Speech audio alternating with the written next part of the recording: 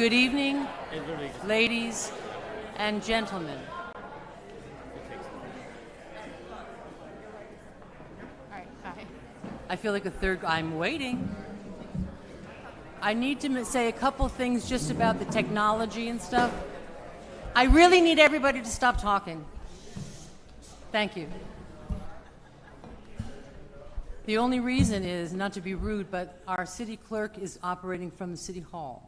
She is a tiny little thing on the screen, and for the past apparently minute or so, she's been trying to reach me.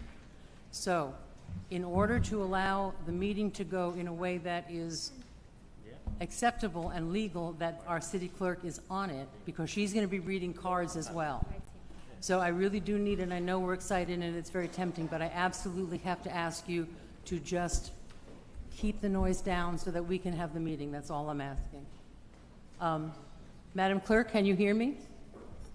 I can, but it would be great if the volume could be raised a little bit. Is there a way to do that, Valerie? I cannot understand a word you just said. I said I can hear you, but it's not loud enough. Okay. More volume. All right. That's why we're doing this right now. Okay.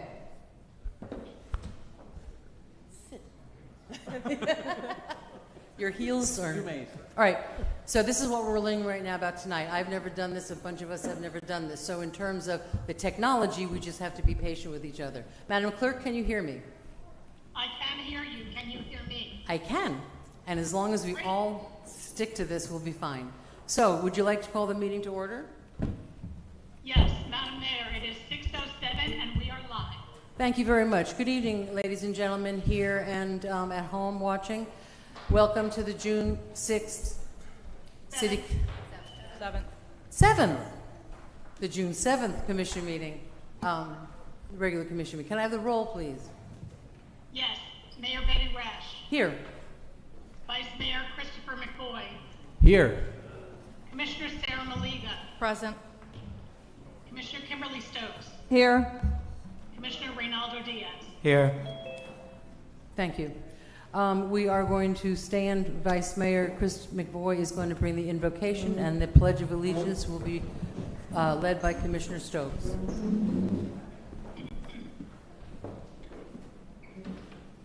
take a moment and breathe deeply for all, and think about the moment that we have here of probably one of the largest undertakings in our city, and may we all be guided as thoughtfully and as carefully and as wisely as possible for our decisions tonight.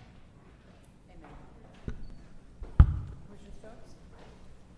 I pledge allegiance to the flag of the United States of America and to the republic for which it stands, one nation, under God, indivisible, with liberty and justice for all. Thank you. Madam Clerk, are there any additions, deletions, or reordering? Yes, Madam Mayor. So resolution number 35-2022, modifying the definition of annual debt service, was added to the consent agenda as item B. And under upcoming meetings, tomorrow's pre-agenda work session has been rescheduled to June 15th. Thank you. The last part was our agenda meeting, which we normally have on Wednesday morning. We're moving it up a week, just to make the calendar work better. Do I have a motion to approve the agenda as amended? So moved. Any second? Second. All in favor? Aye. Thank you. Okay, first we have... Excuse me, Madam Mayor, because the sound isn't that clear, if you could announce who makes the motion in the second, that would be very helpful. Oh, to make the motion to adopt the agenda as If you can announce who made the motion in the second, because it's kind of muffled, I can't hear. McVoy made the motion and Commissioner Malega seconded it. Thank you very much. And it was unanimous. And it was unanimous. So we have 3 proclamations. I don't think there's anyone here for them, but I'm going to read them. First, proclamation declaring June 2022 as PTSD recognition. Whereas post-traumatic stress disorder, PTSD, affects people of all ages and can occur after a person experiences trauma, including but not limited to the stress of combat, rape, sexual assault, child abuse, bombings, accidents, and natural disasters, and affects approximately 8 million people in the United States annually. And whereas PTSD is associated with chemical changes in the body's hormonal system and autonomic nervous system, and is characterized by symptoms including flashbacks, nightmares, insomnia, avoidance, hypervigilance, anxiety, and depression. And whereas combat-related PTSD stress among our men and women in the armed forces is significantly pronounced, given that they are often exposed to highly traumatic events for weeks, months, and even years. And whereas, despite its treatability, many cases of PTSD remain undiagnosed and untreated due to a lack of awareness of this condition and the persistent stigma associated with mental health conditions. And whereas, raising awareness of this condition is necessary to remove the stigma and to encourage those suffering to seek proper and timely treatment that may save their life. And it is up to each of us to know that PTSD assessment form is a major tool to seek medical assistance. And whereas all residents suffering from PTSD deserve our consideration, understanding, and those who are affected by PTSD from emotional and physical wounds received while protecting our freedom deserve our support, respect, and honor. Now, therefore, I, Betty Resch, Mayor of the City of Lake Worth Beach, Florida, by virtue of the authority vested in me, do hereby proclaim June 2022 as Post-Traumatic Stress Disorder Awareness Month, to encourage residents to reach out to others to provide support and remove the stigma associated with this disorder. We call upon the residents of the City of Lake Worth Beach, public and private institutions, businesses, and schools to recommitting to increasing awareness and understanding of PTSD and the need for appropriate and accessible services for all people with PTSD. In witness whereof, I have hereto set my hand and caused the seal of the City of Lake Worth Beach to be affixed this 7th day of June, 2022.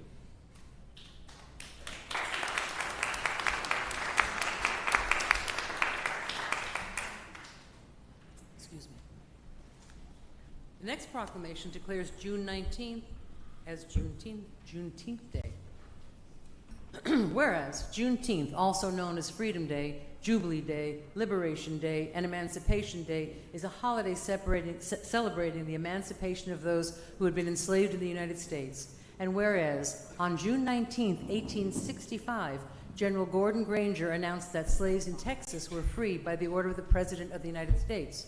The announcement came two and a half years after President Lincoln's Emancipation Proclamation, which had become official January 1st, 1863, 2 years before.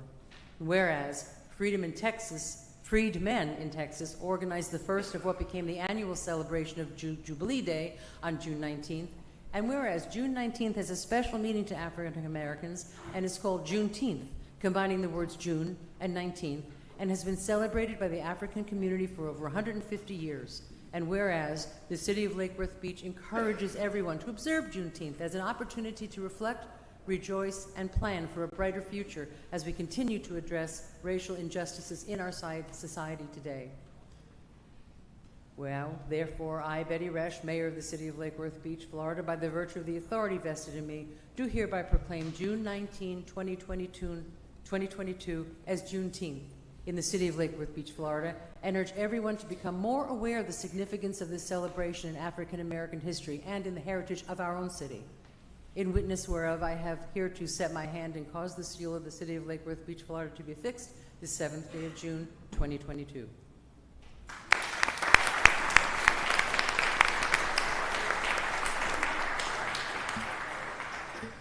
And this is a proclamation showing appreciation for one of our own departments, the Code Enforcement Department, which is one of the most visible departments and one of the hardest jobs in the city. Whereas code enforcement officers provide for the safety, health, and welfare of the citizens in this community through the enforcement of building, zoning, housing, animal control, fire safety, environmental, and other codes and ordinances. And whereas code enforcement officers are often not credited for the jobs that they do in saving lives and improving neighborhoods. And whereas every day, assisted by support and program staff, they attempt to provide quality customer service to the public for the betterment of the community. And whereas too many times their efforts go unnoticed, even after code compliance has been accomplished due to their efforts and expertise. And whereas code enforcement officers in the city of Lake Worth Beach help maintain or improve the quality of the community. And whereas code enforcement officers, through enforcement of city codes and ordinances, protect our properties and our property owners' investments and enhance the quality of life in the community. And whereas code enforcement officers provide code enforcement to the Lake Worth Beach community by fostering a culture that is helpful, approachable, knowledgeable, and of the highest integrity. And whereas code enforcement officers are dedicated, well-trained, and highly responsible individuals who take their jobs seriously and are proud of the department and the local government which they serve. And whereas the Florida Association of Code Enforcement, FACE, has declared the first week of June to be set aside by local governments to honor and recognize the code enforcement officers. Now, therefore, I, Betty Resch, Mayor of the City of Lake Worth Beach, Florida, by virtue of the authority vested in me and on behalf of the City Commission, do hereby proclaim June 6th to the 10th, 2022 as Code Enforcement Officers Appreciation Week in the City of Lake Worth Beach, in accordance with the statewide observance of the same, and encourage citizens of the Lake Worth Beach to join this commission in expressing our gratitude and appreciation for the dedication and outstanding service provided by the individuals who serve as our code enforcement officers. And I have set my hand to this one as well. Thank you.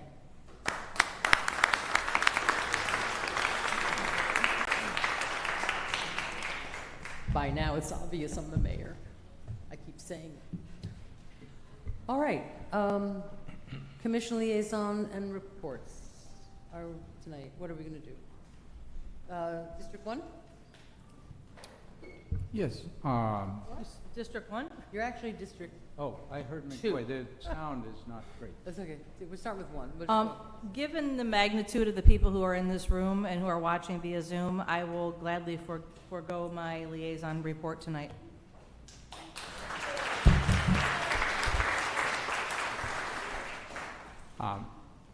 I would just like to say that there were a number of activities that I was involved in representing the city recently. We'll pass on that part.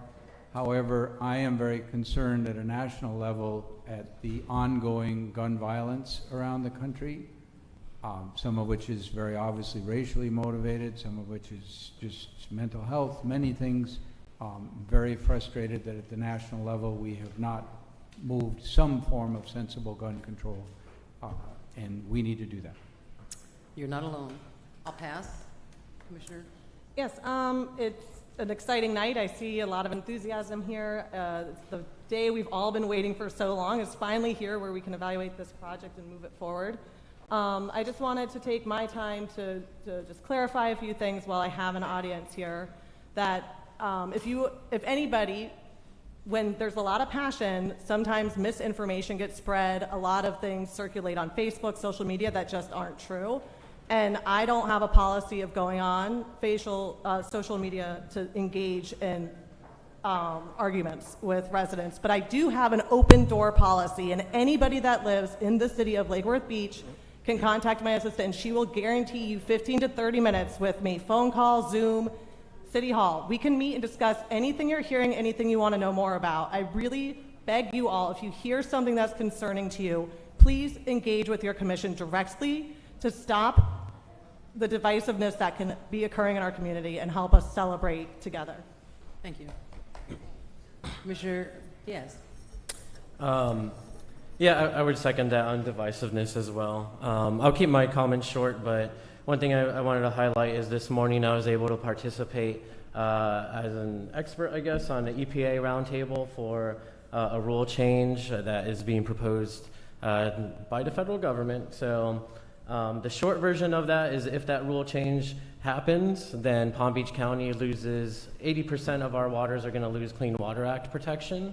And it was kind of a stark reminder of why this work is important, why I appreciate being up here, because as a federal and state government kind of fails to protect us in many ways and do what's needed, there's a lot that we can do up here in the dais to still protect and build a strong future community.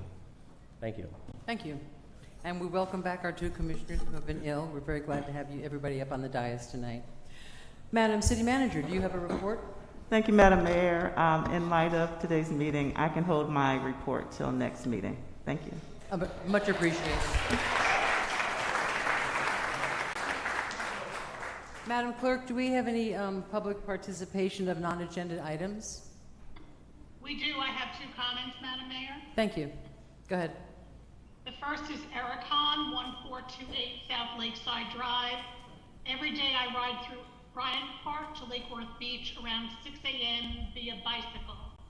Every morning the trash bins are overflowing and garbage from the wind is blown around the beach and park. This is the direct result of trash cans scheduled to be emptied in the mornings, not at the end of the day. A simple solution: could you please schedule Park and Beach trash pickup for the end of the day when they are full? Thank you.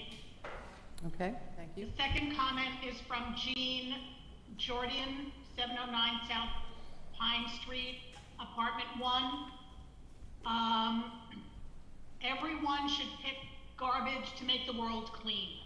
That's the end of my public comment. Thank you. Okay,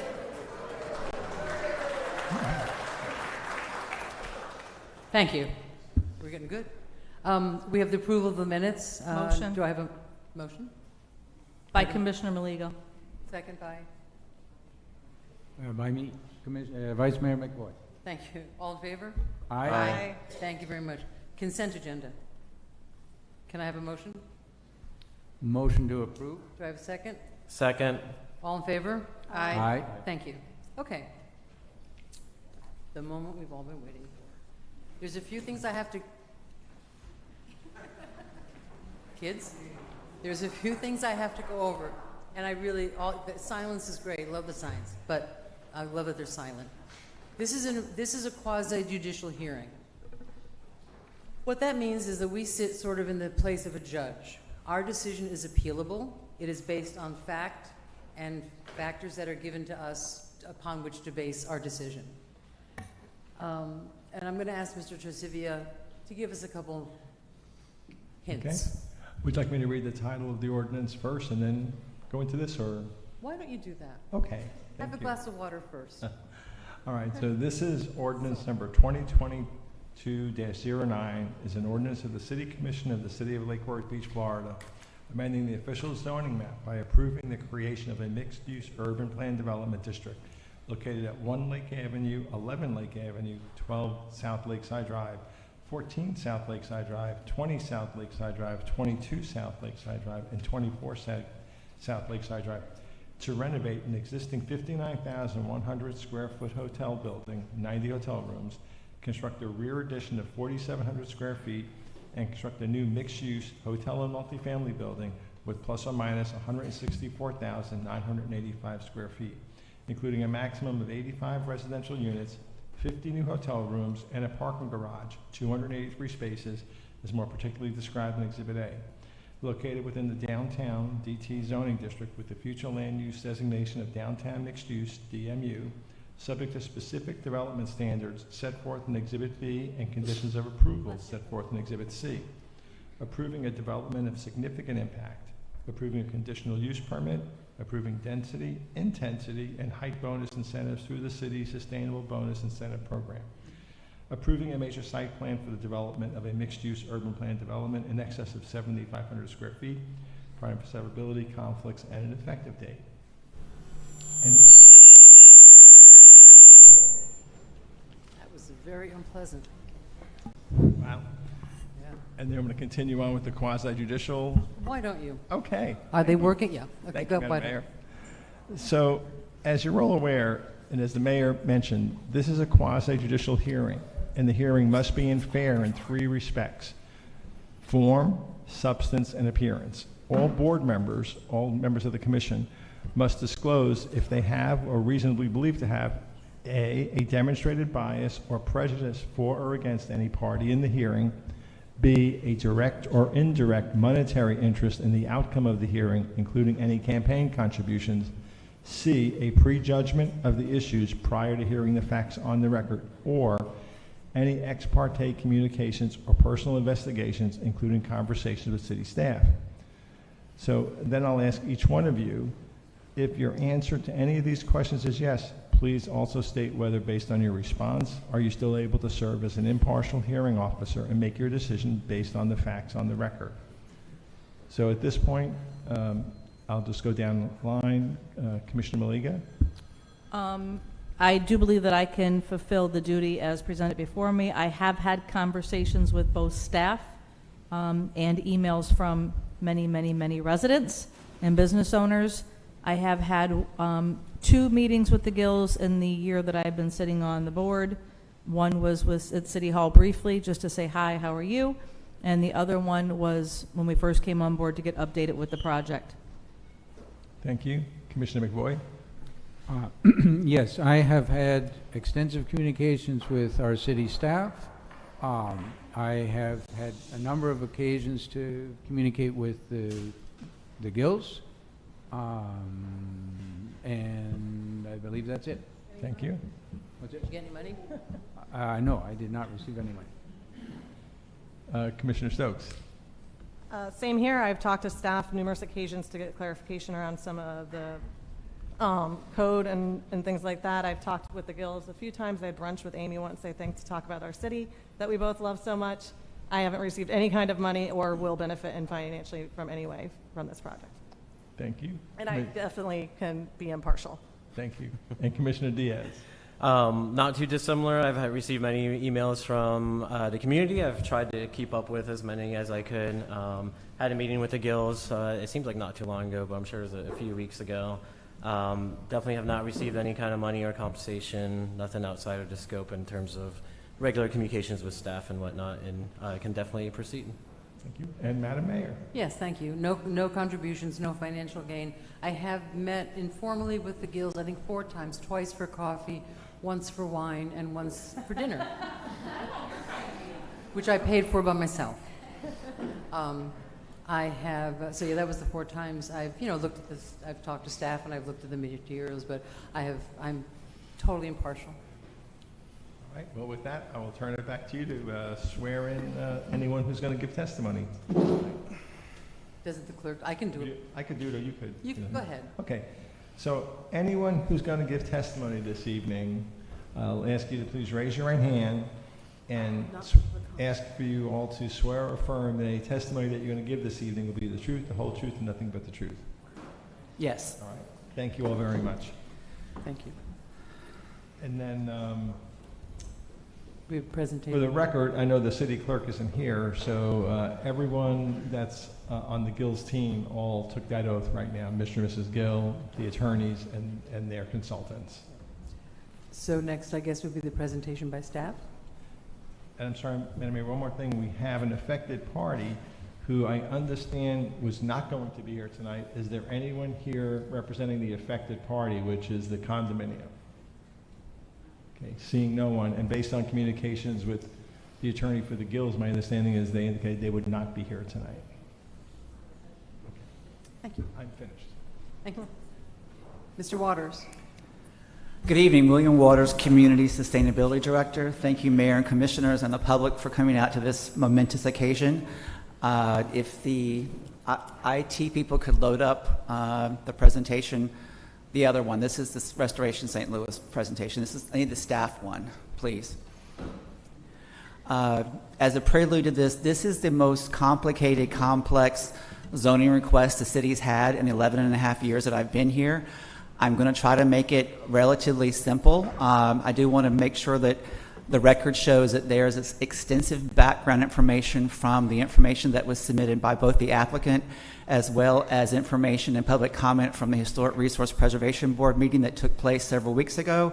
There's additional submission of an additional staff report and more backup information, and as well, so the public will know all the public comments that were sent in to the city website will be made part of the record, and the names of those individuals will be read later. So, off we go, I think.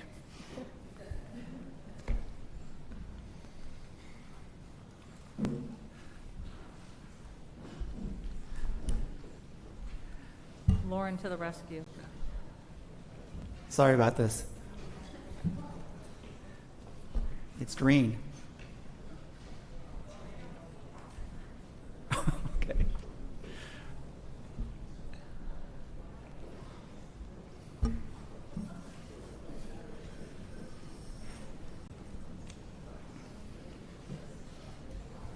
Don't you love technology?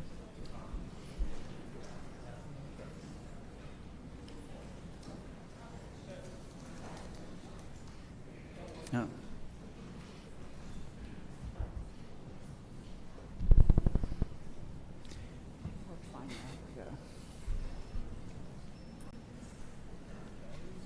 Oh, no. I don't want to walk across the floor because it's... Thank you, Ms. Bennett. Laura, So, fix with it. that, this is new business item A, Part 1, and as the city attorney outlined, it is a request of approval of an ordinance number 2022-09, which is a mixed-use planned urban development. It also includes other components, major site plan, development of significant impact, a conditional use permit, and a sustainable bonus incentive program request. Prior to this meeting, the HRPB, or Historic Resource Preservation Board, rendered several approvals on this project. One was a certificate of appropriateness for exterior modifications and alterations related to the historic hotel. There was another certificate of appropriateness for the 4,700 square foot addition to the rear of the existing hotel. Another certificate of appropriateness for new construction of the new hotel annex or addition on the western portions of the property. The review board also gave approval of a base flood elevation variance that allows the existing hotel to be restored at an elevation that is slightly below the required flood elevation from FEMA. They've also given a preliminary approval for the historic tax exemption that will have two secondary components once the project is finished and the work is confirmed to meet all the requirements of the Historic Preservation Board. And then it'll come on back to the commission. So this is a general location map. We're at the southwest corner of Lake and Gulfview, and as many of you know, the Gulfstream properties include all the properties in that same block along South Lakeside Drive to First Avenue South. The existing conditions, the landmark historic hotel, the vacant properties to the west. The surrounding properties include a variety of zoning districts. Most of them are downtown. There is some multifamily 30 to the south across First Avenue South. Bryant Park is to the east. There's additional downtown zoned areas to the north and the west. The future land use for all of the area is future downtown. Existing conditions. This is an aerial view. Not quite sure when this was taken, but it was in the recent past, giving you a bird's eye view of where things are. The site plan, I won't go through all of it, but there's a proposal to renovate the existing hotel. There will, I think right now it has 106 or 109 rooms. Those will be reduced to 90. There'll be a rear addition to the south, as well as a new alley access to the parking garage and for the residents in the condominiums along the rear alley. There's a new building of 164 plus or minus square feet. That includes the new hotel rooms, 50 hotel rooms, up to 85 residential units, the parking garage, meeting spaces, salon, gym, rooftop restaurant, pool, and some other back of house areas. There's an architectural rendering. The applicant will have a slightly updated architectural rendering that they'll show in a minute. This shows the existing hotel restored, and then the addition on the back with the access alley that provides access not only for the condominiums to the south, but also for goods and services coming into the hotel, and access to the parking garage. This is a rendering that will slightly change with the applicant's presentation, but this is showing the new building to the west, and this is from the looking southeast from the intersection of South Lakeside Drive and Lake Avenue. An up-close version of the gallery arcade that meets the street. This shows it in the air. A couple more views, and all of this is available online. I think many of you have actually looked at this on the city's website. It's been up for maybe a month or so now. As mentioned earlier, the location is in the downtown zoning district, which encourages a mix of uses. This is also the hotel district overlay that encourages and facilitates hotel creation of 50 rooms or more in a mixed-use project for the city. Also, many of you are aware of the March 2020 Heights referendum that allowed redevelopment that supports the renovation of the hotel to be built at a height of 87 feet, which is commensurate with the current height of the landmark hotel. A general analysis that goes over what the base zoning downtown would allow, what the hotel district allows in the Sustainable Bonus Incentive Program, what is allowed through a mixed-use urban plan development, and what is provided by the applicant. It should be noted that even though this is a urban plan development that allows some relaxation of the code and the facilitation of exceptions and waivers, or what will be termed variances on our by right project, this project is requesting no waivers, exceptions, or variances. It is going through as a plan development because of it being the size that it is as a development of significant impact, as well as the additional stories through our Sustainable Bonus Incentive Program. These are more information for the record that explains the height that is proposed, the density, the floor area ratio, which is the amount of building that can be built on the site, and the FEMA flood elevation. It should be noted that the new building is proposed at an elevation of 10. That is what the anticipated new flood elevation will be when the new flood insurance maps go into effect later this year. That's one reason why it looks a little taller on its base than the existing hotel. The current proposal for the apartment units do meet all the standards for living area, and also the parking area, the parking requirement as in the code is met by the proposed parking garage. The historic hotel is exempt from having to provide parking. However, the applicant has proposed a valet system whereby the new parking garage could facilitate the parking needs for the entire project, inclusive of the historic hotel. The Sustainable Bonus Incentive Program, there are 2 tiers within this. It allows for additional height above any building above 2 stories falls into this program. So with this project, the Tier 1 portion of the project allows floors 3 through 6 in the hotel district, and then in Tier 2 it allows floors 7 and 8 to meet the requirement that is in the 87 feet from the charter.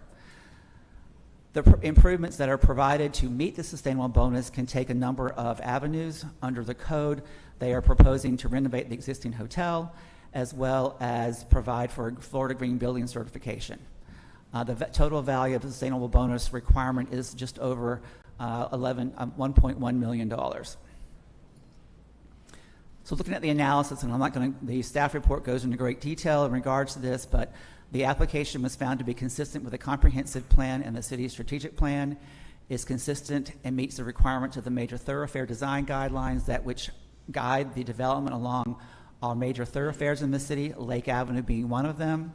It is consistent with the city's land development regulations and also various criteria within the land development regulations related to an urban plan development, the qualitative development standards, the community appearance criteria, the general findings to be in harmony with the city's development patterns under the LDRs, and protection of the public interest.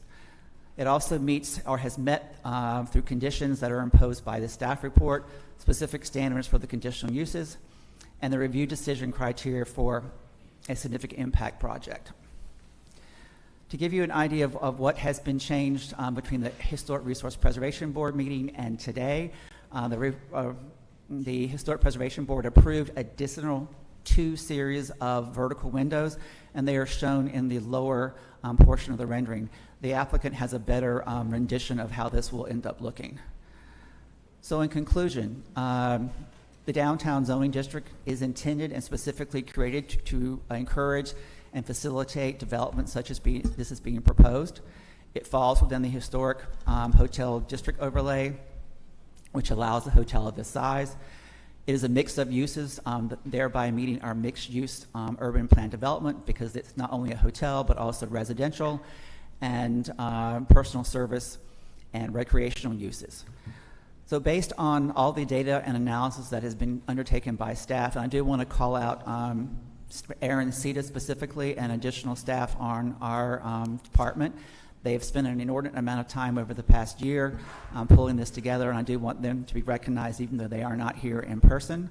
Without them, we would not have been able to get this staff report completed and process this application as expeditiously as we have. In addition, as I mentioned earlier, the proposed design and project governed by the ordinance meets the requirements of our comprehensive plan, strategic plan, major thoroughfare design guidelines, land development regulations, and is requesting no exceptions or waivers.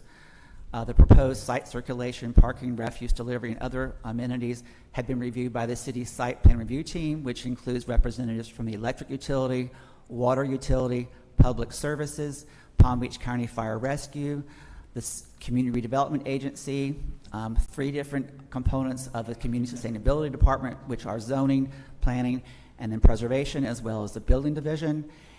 I'm leaving out somebody. I think Lake Forest Drainage District has reviewed this also, and it's also being given a courtesy review by PBSO and, like I mentioned earlier, the Palm Beach County Fire Rescue.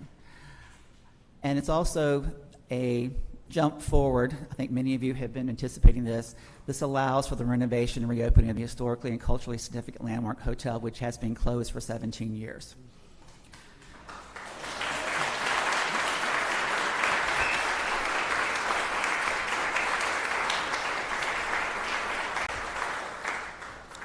So based on the data and analysis and not only the staff report, but also the public comments that have been taken into account, the recommendations of the conditions, the staff report does recommend approval with conditions. I do have slides that have all those if we need to go through them all. There's like 6 pages of conditions. There are 2 additional conditions that have been added to the ordinance based on the recommendation from the Historic Resource Preservation Board, and they essentially require that the historic hotel be underway of its renovation before permits are issued for the construction of the new building and before the final certificate of occupancy can be issued for the new portion of the hotel. It must be issued for the historic hotel. Both of those things can happen concurrently. If you want some general history, we've provided that for the record. I'm not going to go through all that. I think Mr. Blackman has done a wonderful job promoting that in his sort of blog submissions about the hotel and existing conditions. So there are 2 motions. One is to approve with the conditions as outlined for Ordinance 2022-09, and then also schedule the second reading and public hearing on June 21st. And the other one is to deny the project for the Gulfstream Hotel plan development. With that, these are the conditions, which we can come back to later if the commissioners would like to see them, but I'm not going to go into all of those, but there are quite a lot of them. And then I'll turn this over now to the applicant for their presentation. Thank you very much. Commissioners, do you have any questions? Any questions from the dais? What is our process for tonight? Because usually staff presents, and then the applicant will present. I was just gonna, someone will take public comment, and then we ask questions, or? Well, I was the way I would, I'm having a little trouble. Thank you. I was thinking it would be easier if things are fresh in our mind, if you had questions of staff, to ask staff now, and then when the applicants do it. Sure. Is that all right? That's fine. Okay. I'm not here at your pleasure, so. Glad to hear it. So, do any commissioners have questions for staff? Mr. McBoy. I do have some questions for staff. And I'd just like to also clarify that I think all of us here on the commission have supported this project and restoration, particularly restoration of the hotel from as soon as we became aware that it was a possibility. And I think there's a lot of enthusiasm for the Gills as the right people to do the restoration. They clearly have the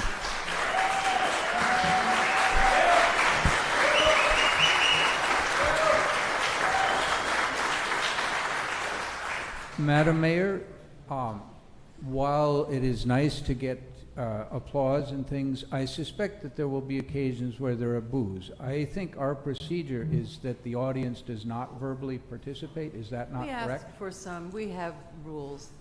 We ask. Could you read those or ask the attorney to read those and make sure that we in fact follow them? All right. No, wait, stop. We're adults. I'm assuming.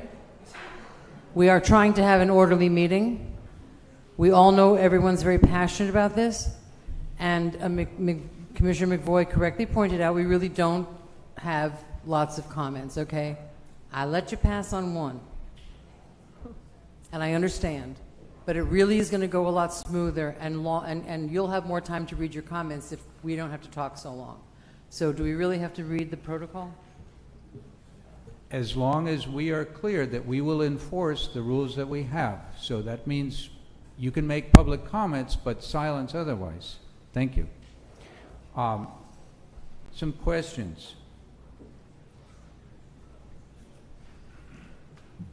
And these are for our Director of Sustainability, Mr. Waters. Are the green roof plantings counted as part of the landscaping requirements that we have? No. Okay, thank you. Can you explain the difference between lot coverage and impermeable surface? Because what I see in the backup is that impermeable surface, we are allowing up to 90% and the project comes in at about 89. On lot coverage, we allow, I believe, 70%, and the project comes in at around 69 or something, rather close under it. Both cases under. However, when I read the backup, I find that the lot coverage includes the green roof in that calculation. And if it didn't, it would not come in under 70%. Is that a correct understanding? The backup specifically shows that the green roof was not included in the lot coverage. Okay, I beg to differ. It's I will on, read from... It's on sheet A05 of the applicant's submission. There's a diagram that shows what counted toward impermeable surface and what counted toward permeable surface. The green roof was not counted. Okay, if I might read from the backup. If I can get my computer to... Yeah, I don't know if I can find it because I have it. It's on page 117 of my PDF, which I assume is the same as everybody else's. And bear with me because unfortunately the mouse stayed home. Come on. Can I please ask all the commissioners to speak into the microphone so they can be heard? Thank you so much. Thank you. I am on page A005, which in mine is page 117 of the PDF, and it says lot size 79,000 square feet, maximum lot coverage 70% lot size, blah, blah, blah. Lot coverage provided 65 something or other. Green roof 11,000 square feet. I'm rounding to nearest thousands. Total lot coverage provided 65, say 66,000 square feet minus 11,000 square feet equal 55 parentheses 69. That's what my backup says. Right. So is the green roof counted in the lot? It did not counted as part of the lot coverage or not? Okay. A structured parking garage of 3 stories or more less does not count toward building lot coverage. Because when we wrote the code back in 2012, we looked at a parking garage of no taller than that as being very similar to a parking lot. So in this case, the structured parking garage that does not have usable space above it does not count toward building lot coverage. However, it does count as overall impermeable lot coverage. Impermeable lot coverage on this project is governed by no more than 90%. Overall building lot coverage is governed by no more than, I believe, 70%. And this project meets both of those, just below both of those. Okay, so I guess the green roof is irrelevant. The reason that it meets the lot coverage, the 70%, is because it's a parking structure, and we've kind of exempted those out of lot coverage. Okay, thank you for that clarification. I do have another question. My understanding of what we're doing here is that we are looking not at all at any aspects of architectural aspects or aesthetic aspects of the building itself, that was addressed both historically and any other concerns at the Historic Resources Board. So much as there may be a number of people in the community who are not happy with the way the building came out, unfortunately at this meeting that is not within our purview.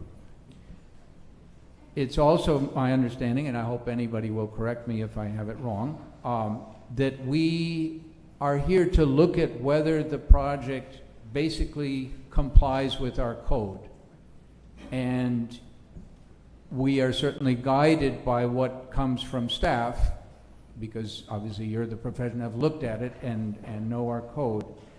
However, my legal understanding is that there is a little bit of room for us to make independent evaluations. And the critical piece of that seems to be, and I'll try to explain the distinction as it was explained to me, some things for staff to evaluate are very black and white.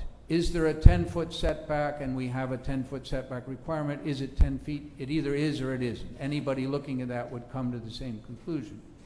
However, there are some things that require a certain amount of judgment in evaluating. For instance, is something compatible with the neighborhood? Or is something appropriate and consistent with? Or does it anticipate minimizing? Would you agree that there are, in this case, some things that involve professional judgment? Yes, but they are rather limited. Okay. So those things might be subject to our review. We legally can do that, and I just want to be clear of it. I have a question for the attorney. It's my understanding that we had a vote, and I don't remember exactly when, but approximately July of last year, if I'm not mistaken, on a letter of intent, and that letter of intent involved various financial considerations, some of which were money moving toward the developer, and some of which were an agreement to not charge taxes or various flavors of that. There was an economic involvement. Can you give us an opinion on whether this meeting, which does not address any economic things but does address zoning, because there has been prior economic considerations and voted formal agreements, is there any concern, I want to make sure that we're not heading into uncomfortable territory, is there any concern that that would constitute illegal contract zoning? No, I'm not concerned about that. And I think, as you're all aware, we've intentionally separated out financial and economic issues from today's hearing, which is quasi-judicial, dealing with land use and zoning issues. You will be having another meeting, probably late July, early August, to deal with the financial issues. And as you're all aware, and for the audience, the commission has hired a third-party individual, Bob Sanders, to negotiate those terms. So those are really not on the table for today. And I believe that particular letter of understanding has expired. So I don't have any concerns about contract zoning. Okay, that's certainly a relief. My understanding was that the prior, having addressed some prior economic ones, might put us into some gray area. So thank you for the clarification. Another clarification from Mr. Waters is,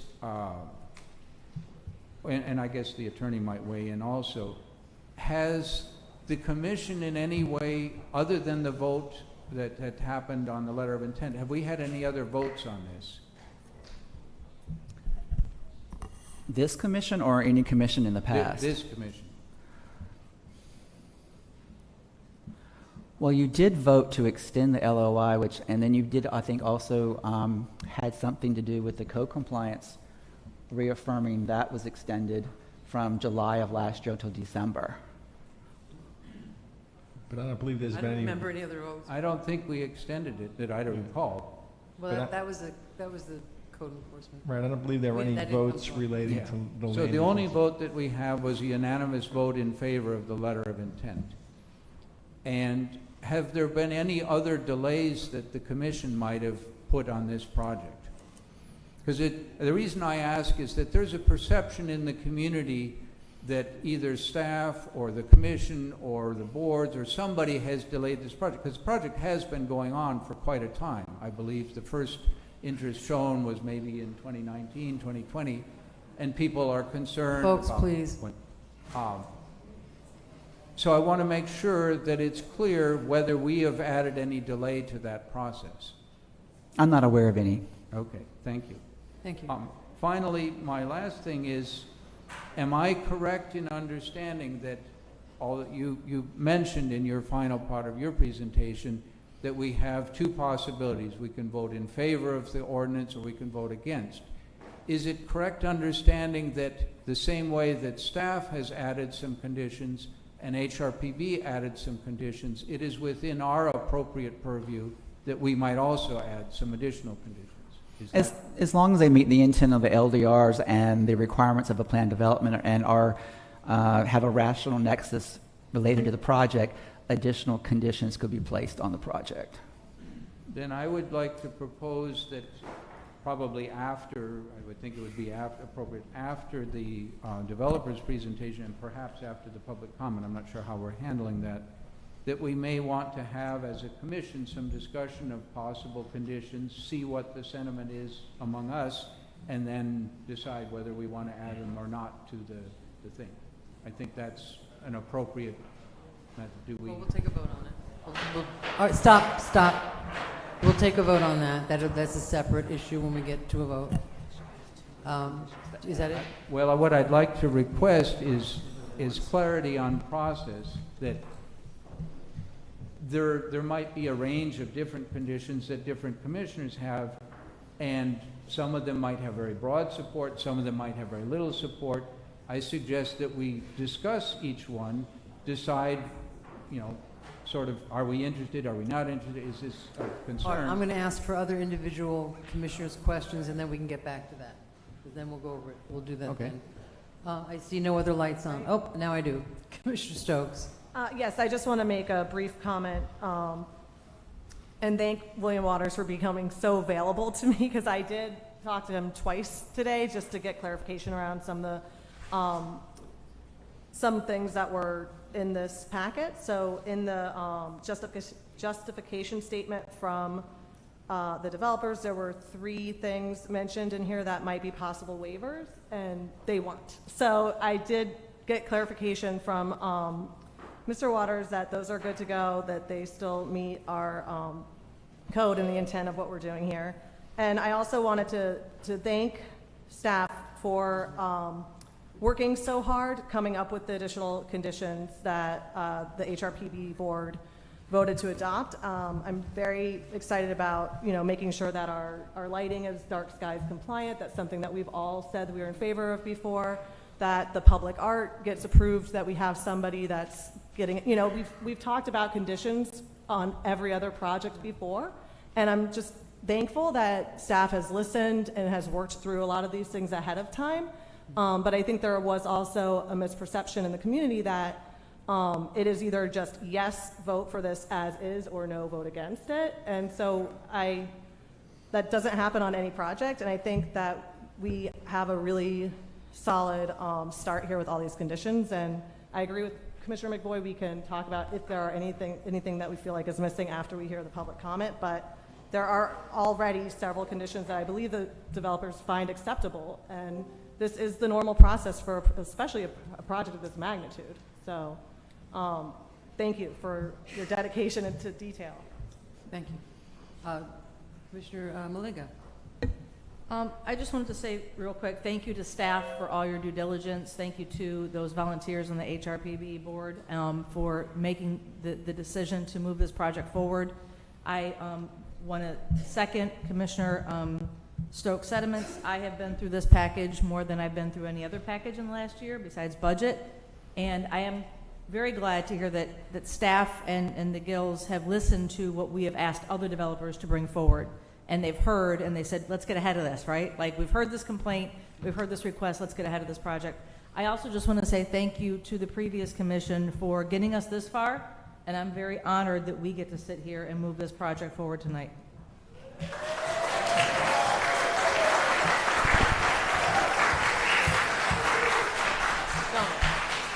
Please. Thank you. Okay. Commissioner. I'll make it quick. Echo what all our commissioners said. And I think this is a really good start. Thank you for, this is such a complex project, and the report has been, really presented in a digestible and good way. And I'm not sure if we have to vote to listen to have the option of making conditions. I think that's part of the normal process. For one, I'm looking forward to looking at the presentation from the developers, hearing public comments, and maybe, who knows, from that, something might distill out of it, and something that we can agree on. But I think we have a really good start, and I'm looking forward to keeping the momentum going. Thank you. I want to echo everyone's comments about thank yous to staff, that this is a huge project and they've been working really hard. And to everyone that's brought it forward so far, and to the Gills for having been as receptive as they have in hearing the citizens.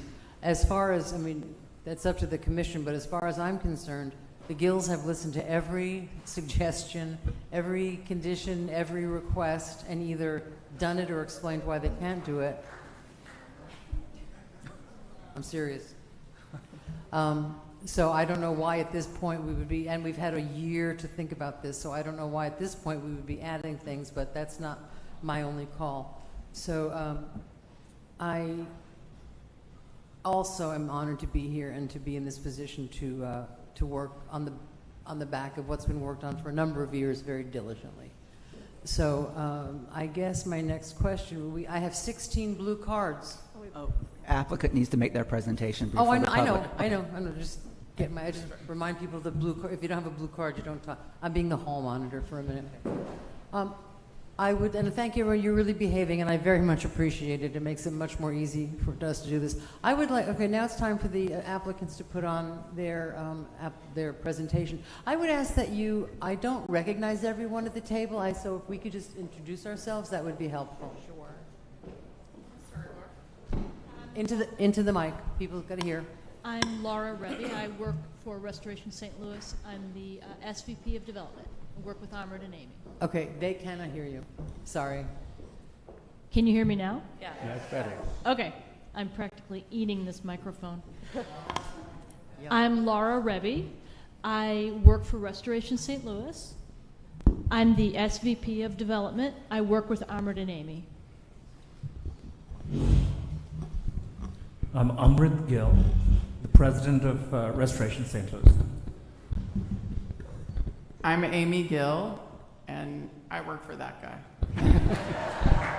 Or vice versa, I suspect. And if you believe that, I have some oceanfront property in St. Louis to sell you. I'm Bonnie Miskell. I'm the land use and zoning attorney on behalf of the Gills and the petitioners. Jose Gomez, Bailiffs and Gomez Architects. We're the architect for the project. Aaron Pineda, I work at Bailiffs and Gomez Architects. Lauren Odom, land use and zoning attorney on behalf of the project. I could not hear you. I'm so sorry. Land use and zoning attorney on behalf of the project. Thank you. Bonnie Miskell. If they could load our PowerPoint. Yes. Madam Clerk, is their PowerPoint loaded? It's coming. Oh, it's coming. And Okay. so while they do that, again, Bonnie Miskell here on behalf. Yeah, thank you very much, Mayor, Commissioners. It's very nice. I'm sorry. It's very nice to be here. It's exciting. We're so happy to present to you this evening, and we hope that you'll agree at the end of the night that this project needs to move forward. So to that end, thank you. To that, I'm going to just be the precursor to the rest of the presentation. I'm a land use and zoning attorney for 30 long years, specializing in nothing but land use and zoning. I've worked related to entitlements for both historic and non-historic projects. This one is near and dear to me because I happened to be at the last hearing, and I'm so much happier with this project myself, and I'm pleased to present it to you this evening. So to that end, and we are going to be brief, we don't want to be redundant. Before I get into it, I have to tell you that Mr. Waters made this application look a lot easier than it was. There was nothing easy about this. Your code has layers and layers of rules and regulations that our team had to comply with, and the city's team had to make sure we complied with it. So while this application looks nice and neat in this book and easily wrapped up with a bow, It was far from that. There were many meetings, not simply with staff and the elected officials, but also with the community. And we thank you for participating, because we think collectively we all made this a much better project, and it will be exciting to see it blossom and grow. So, let's get to it. Ladies and gentlemen. So to that end, the applications were for one very important purpose. It's to bring the Gulfstream back and restore it to its glory. And so we're going to go over some of the highlights to get there. As William explained, there were a number of applications that we were required to submit and bring through the process, and they include an application for a mixed-use urban plan development, review for development of significant impact, a major site plan, submittal and approval, conditional use submittal, and the sustainable bonus incentive program approval. And those are in different sections and parts of the code. And Williams and his team's analysis was perhaps the most thorough I have ever seen in 30 years, I have to say that. Of all the applications that I have processed, and we're talking about thousands of them, this one was the most difficult, and this analysis and backup is about as good as I've ever seen, and I'm not just saying that, so well done, well done. Anyway, at this point, I'd just like to talk a little bit about quasi-judicial and what these applications, we talked about what they were, how they have to be reviewed, and I think that the commission started to talk about it a little bit. The commission does sit as a quasi-judicial body. They are expected to consider the evidence that's presented before them at this meeting and conclude, hopefully, with the competent evidence that has been submitted, whether we have met the requirements of the code. To that end, this team, who are a group of competent experts in and of themselves, and they will represent to you what their credentials are when they speak. But this team, as experts, reviewed the code, prepared the application, the plan, and the responses, and your competent experts, the city staff, which they have some of the best experts, in Palm Beach County, they were required to make sure that we did our job. We're pleased to report that your staff has concluded that as experts, and our team as experts also agrees. So to that end, I am going to turn over this to Amy Gill and Rick Gill, and they are going to go over more details for you. And thank you very much for your attention.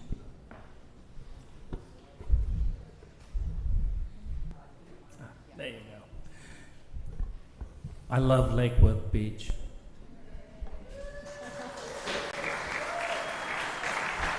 And the community here is incredible, and we are committed to this community and working with this community to make this a project we can all be proud of.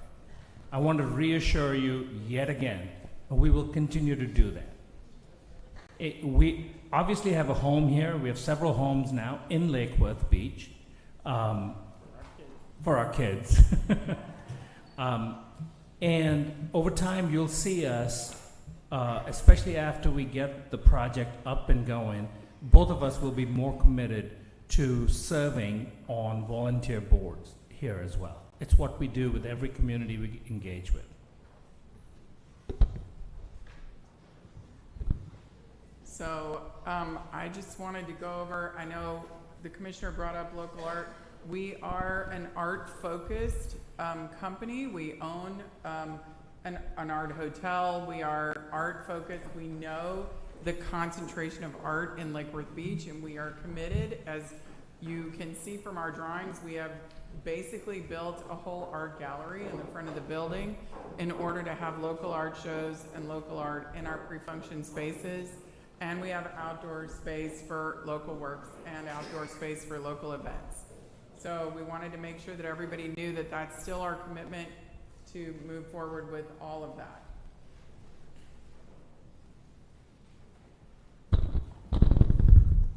So this, the local contractor and vendor purchase program is something we started years ago. It exists at each and every one of our hotels. And we are both Amy and I are actually very focused on it, and we hire chefs who also believe in this as well, and general managers. And so the reality of it is that every dollar we spend in the local economy is going to generate a 7-fold return.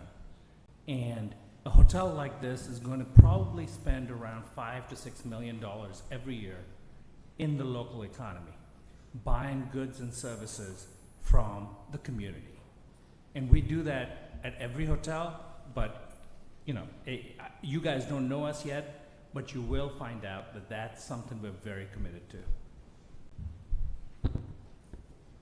So we're also committed to job creation. We've all talked about it. It's very important to us. We will generate approximately 1,200 full-time equivalent jobs during construction. That'll create $71.9 million in salary and wages over the course of construction. And I guarantee you those guys have to eat, so they will be downtown. Then there's an on-site apartment, hotel, and restaurant operations, which will directly support 342 annual jobs during our stabilized operations. These new jobs will generate approximately $14.3 million in annual labor income into the city of Lake Worth Beach. For anybody who's really interested in this, there is a economic benefit analysis done by John Stover that the city commissioned, and you can take a look at the details. But the overall community impact of this project is actually quite incredible. 18,000 unique visitors, which is probably an undercount based on the fact that this is going to be a Marriott tribute. They expected to spend $7.4 million just on dining and shopping along, in downtown Lake Worth Beach. Annual jobs created will increase annual income for local businesses by $38 million. Net present value of over $6 million for the general fund, and that's the net present value. And again, while I may disagree with the discount factor that was used, it's probably closer to 10 million if you use the right discount factor, but 6 million in today's dollars being returned to the city is still a pretty big number. Starting in 2034, the project will generate approximately $677,000 into the general fund every year.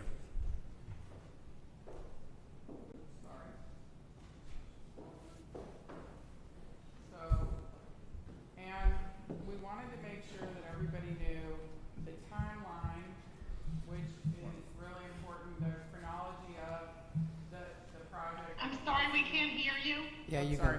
I think most of you know the timeline that we started in 2019. We've worked really hard on this. I think a lot of you follow our Facebook page, which we talk a lot about hearing from people, making sure that we're doing the right thing, making sure that we're paying attention to everything that you all have asked us for. We have made sure that this plan development requires no exceptions and no deviation for the renovation of the historic Gulfstream Hotel and the new building. This has not been achieved on any other development in nearly the past decade. Additionally, the planned development meets and exceeds parking guidelines where most developments request a reduction in parking. And then we have slides of the new planned hotel, if anybody wants to see with the addition of the windows. That was part of the agreement that we made with the HRPB board. We have added shade trees, more shade trees. We know that we need shade trees on lake. That's been a big question, but we didn't want to show the current trees coming out without permission of the city because they're the city's trees. So just so everybody knows, these are different elevations. And one of the things that was asked of us was, why is the new building so much bigger than the old one? So we tried to show that the new building is actually smaller than in section than the old building. So as you can see from the measurements, this part of the building is smaller than the existing building in profile and width. Then if you look at the second building in section, each section is smaller than the main building itself. In order to make sure that everybody knew that we were paying attention to the dimensions, the dynamic of the building, and how it's presented on the street. And then one of the other groups of questions that we were getting was traffic pattern. So this is a traffic pattern for valet entering from Lake onto Gulfview and into the back of the garage. The green is the traffic pattern for our regular residents. They'll just enter, and self-parkers, they'll just enter right in the first third of the block. They will not encounter with the rest of the block or First Avenue. And the red is our exit pathway out to Gulfview and out to Lake for people to go home. So as you can see, none of these exit and entry pathways for cars show that anybody encounters the rest of First Avenue or the rest of Gulfview or the rest of Lakeview or the alley. Someone had asked about setbacks, so we tried to make sure that we had a slide for you all on setbacks. As you can see, the setback next to the Gulfstream is 61 feet, and then the arcade is set back 20 feet. The main part of the arcade is set back 5 feet because the city has a rule that you have to have, the building needs to come to the street because it's a downtown building. And then there's a 10-foot setback along Lakeside. There's a 10-foot setback along the rear of the building and 10 feet off the existing alley, which is going to be green pavers. So we tried to make sure that we showed everybody how the building sets back. And then, of course, this is my favorite quote. This is the end of our presentation. This is a quote from 1921. And I'm always struck by the fact that if you look at what the original Gulfstream was, with the villas and the motel they had housing for their employees, they had an additional restaurant, they had all these different buildings that provided actually around 220 living units and with hotel. If you look at that, we're basically doing almost the exact same project that was there when the Gulfstream was successful before. So anyway, the plans provide for a beautiful modern hotel drawn by architects who know their business. The location overlooking the park, the lake, and affording a view of the ocean is ideal. We'll have a first-class contractor and the cooperation of the town. We appreciate you very much, all of you. Thank you. Thank you very much.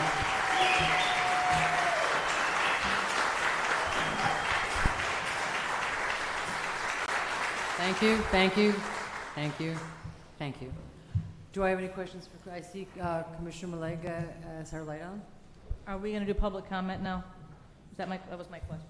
Yes. Okay, I will wait then. Okay. I have about 17, Madam Clerk, you have some public comment cards? So, Madam Mayor, there are approximately 160 some odd cards that were submitted online. They are live online. Everybody can read them. We printed them out. There's a book in the casino. So obviously I'm not reading 160 some odd comments, but I'm going to read the names of everyone that submitted comments and whether they were for, against, and that's how we decided to do it. Okay, let me ask you another question. Are there people that want to speak via Zoom? I have one person, Mr. Donnell. Are you someone who wanted to speak on your behalf on this issue? Yes, I'd love to. Thank you for giving me the opportunity to. Thank All right, so there's just, Thank you. Hold on one second. So there's just one person? I only have one person. Okay, we'll let him go ahead because then we'll get started with the in-person people. And we're doing 2 minutes because you don't have that many comments? Did you say 2? 2 is what it should be, but Okay. if we had like 300, we were going to do All right. less. Well, So I will be timing everyone. and you have to read at least 160 names anyway. I'm just reading names, so. Yeah, but that's still, it's going to take some time. Yeah, that All will right, take some time. so let's let the gentleman on Zoom go. folks. This is Tom Dennell here. I've lived in Palm Beach County for about 10 years. And Can you just give your recently address, settled- please, sir? Yeah, 120 Harvard. Just recently settled up here in Lake Worth with my wife. You're all probably going to hear a lot in this meeting, and you probably have heard enough about tax revenue and jobs and economic development, and those things are all really, really important. But I feel something's really missing from these discussions. As Lake Worth residents, I think that we should feel proud of our city, and Mr. Gill spoke to this. The Gulfstream Hotel renovation project is the chance to make us feel even more proud to call Lake Worth our home.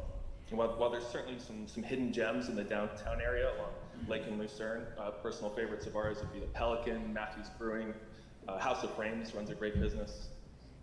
The overall feeling of downtown right now is a bit lackluster. Maybe some people like it that way, but maybe they like closed shops and dilapidated buildings and people living in the parks and begging in our streets. There's certainly many cities in this country where that's tolerated. But personally, I prefer to be proud of where I live. I want to live in a place that's thriving. When I say I live in Lake Worth Beach, Florida, I don't want people to say, Lake where? I'd like them to feel like they wish they lived here too. And like everything, the Gulfstream Hotel project is going to come with trade-offs. Any grown-up knows that any progress requires trade-offs. Parking, traffic, these are facts of life. We'll always have new problems to solve. That's why we have a local government, including this Board of Commissioners and the mayor and vice mayor, to help us navigate and solve these new problems. So I affirm my full support of the Gulfstream Hotel project. I encourage all of our commissioners to believe in this vision too, and I look forward to being even more proud of my city in the years and decades to come. Thank you very much. Thank you very much.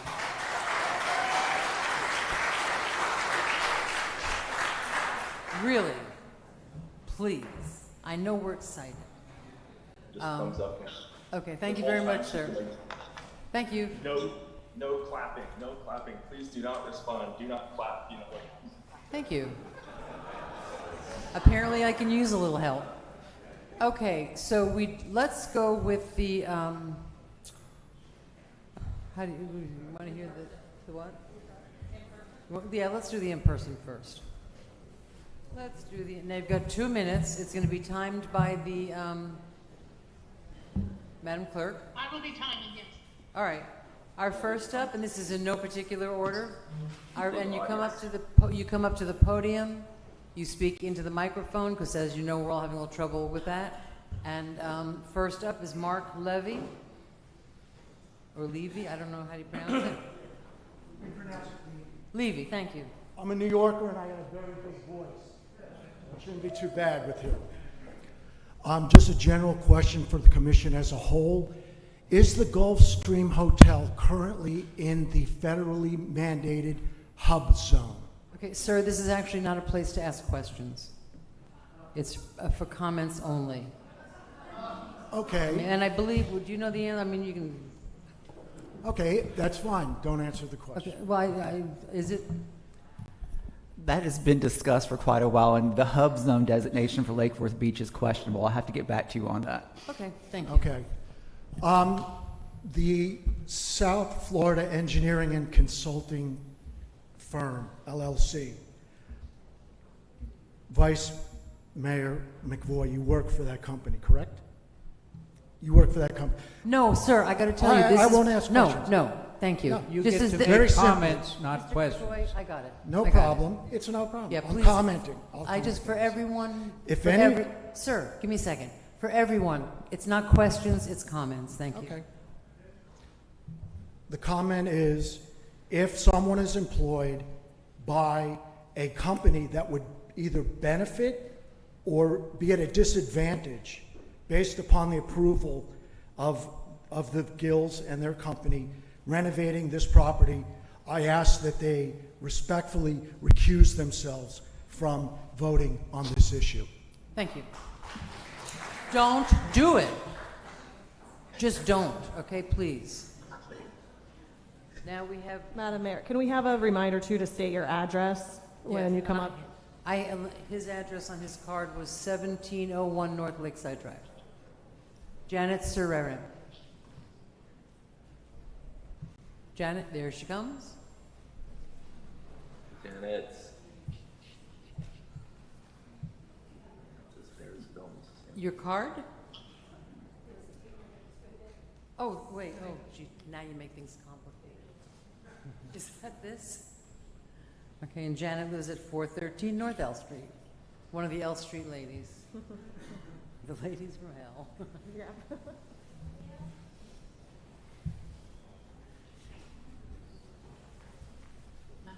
Thank you. I'm just going to read an email to you that I sent to each of the commissioners and the mayor that the Lake Worth Herald was also kind enough to publish last Thursday in case some of the commissioners did not get it. I write to ask for your support of the Gulfstream renovation project as approved by the Gills. There is no question that residents want this to move forward, as evidenced by the 83% vote in favor of raising permissible heights to allow the project to move forward.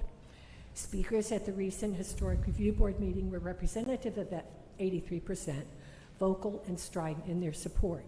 Don't let minority voices prevail that may reflect good intentions but are not in the best economic interest of the city. A summary of the report by John Stover and Associates, commissioned by you, on the economic impact of the project shows many benefits will accrue to the city: local jobs, tax revenue, and business support. There appear to be no negatives in the report. Study it carefully with an open mind and the economic good of the city in your deliberations. Yes, there are some incentives given by the city, but the long-term benefits far outweigh them. The summary references a phenomenal 791% return on city investment. Many of us want Lake Worth Beach to remain the small neighborly community it is. We do not wish to be like some of our adjacent municipalities, but change and growth are inevitable. You can steer that change or you can let it control you. If you vote down the Gills proposal, no other developer is going to come in here and put up with the blockades that the city has put in front of the Gills. The Gills have answered community concerns, holding neighborhood meetings and revising plans. They have shown a long-term commitment to the city by purchasing homes here. They have a proven track record for this type of renovation. Some folks think a structure on the National Historic Review Board cannot be demolished. As I'm sure you know, that is not true. An abandoned building can accumulate toxic materials, be invaded by pests, and become structurally unsound. It may appear. Thank you, that's time. Can I just say one thing? Real quick. Okay.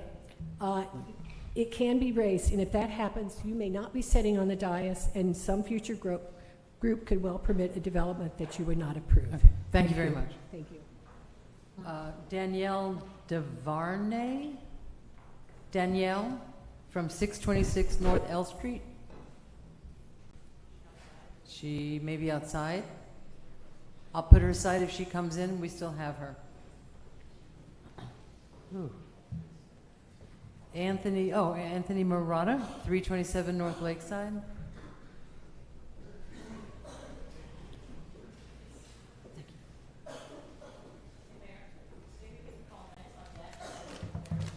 All right. Good evening, Madam Mayor, Commissioners. Thank you for the opportunity to speak. Anthony Murata, 327 North Lakeside Drive, Lake Worth Beach. I live 4 blocks from the subject site. I'm in favor of the Gulfstream project moving forward, and the City Commission approving the project as presented. It's been continually repeated that the city needs the hotel for economic impact it'll have, and the community has for years overwhelmingly supported the reopening of a viable hotel. The voters took the opportunity to directly voice their desire to have a successful and viable hotel at the site by approving the necessary height to allow for the additional building. The economic impact has now been confirmed by an independent study stating the investment to the city of Lake Worth Beach will be returned, if I recall correctly, roughly 8 times over. It's important to also state that the investment the city is making is in infrastructure such as road improvements and sidewalks, things it's already supposed to be doing but don't typically come with significant return on them. The hotel operations will bring needed jobs for community residents and contribute significantly to the tax base, facilitate tourism our city and accompanying tax revenue, and economic activity to local business owners. Those of Restoration St. Louis have a tremendous track record of keeping dollars circulating in the local economy and will be doing the same in Lake Worth Beach. This is an unbelievable opportunity that the city has in dire need of economic prosperity that will lift all residents and help to address some affordability issues by providing decent paying jobs and a huge economic boost. The proposed design and architecture are without question an enhancement to the area, and the activation of the sidewalks and street level would be of significant community benefit. The project is in harmony with the LDRs and is in line with the city's strategic plan that focuses on fostering safer neighborhoods, encouraging community pride, building a vibrant and diverse economy, planning for the future, and enhancing the natural, historic, and cultural environment of the city. It would be a major challenge to find legitimate reasons to demonstrate that this project is not an overwhelming win for all aspects of the city of Lake Worth Beach. As the elected decision-making body charged with the task of making decisions in the best interest of those who reside in Lake Worth Beach, please listen to the overwhelming voice of the residents and make history by giving your full support and approval. Thank you very much. Thank you. Okay, please. Up next is Cecilia O'Shea, followed by, thank you for the suggestion, Commissioner Malega, Susie Thompson, and then Teresa Mangini. So Cecilia, you're up. Or not. Cecilia? All right. Oh. No Cecilia. Okay. Susie Thompson. Susie Thompson, are you? Yep. Okay. And then after that, Teresa Mangini. Good evening, everyone, commissioners, mayor, thank you. I'm sure I'll be repeating a lot of things. Your address, please. Oh, I'm sorry, 520 11th Avenue North. I'm sure I'll be repeating a lot of things that others have said or will say, but I'm contributing my voice in solidarity for the restoration of the beloved Gulfstream Hotel. I have to admit, in a lot of ways, I'm still very confused. After all this passed by a tremendous margin before COVID struck us all, and would have been already started and possibly close to completion. Yet here we are today, crossing our fingers that their current administration will abide by what the vast majority of what their constituents want. That does make me wonder if we're trying to babysit us because you don't think we are, or you think we are just looking through rose-colored glasses, so to speak, or if there's a power play at hand. That being said, I do thank those of you who are already for going ahead with it and the benefits it would bring to us all. The thing I do remember most about that original meeting here in this very same building with Amy and Amrit Gill is their passion not only for the obvious love they have of being able to restore historical buildings to their original beauty, but also the work they can provide for the people of our community, the promise to get materials, food products from our local farmers and other local suppliers. I am deeply impressed by the fact that they have moved here and have supported our wonderful town of Lake Worth, talked to and spent time with the people. And changes were made due to those conversations. What other developer has ever tried to do that? So I would like to say thank you for sticking with us through all of this and keeping a sense of humor while you're at it. I have lived in Lake Worth longer than I've lived anywhere. We find Lake Worth to be unique in so many ways. It is a very colorful city, and the friends we have made, we are blessed. We also got married at the Gulfstream, and I must say it was the best party we'd ever had. But there are many others who were married, had receptions, birthdays, anniversaries, got engaged there as well. So there are many reasons the people of the city have proven their support and belief in this project. If you don't see that the majority of your constituents are in favor of this, you're blind. Thank you, ma'am. Up next is Teresa Mangini, followed by Mimi May, followed by David Sims. Teresa, are you here? All right. Mimi May.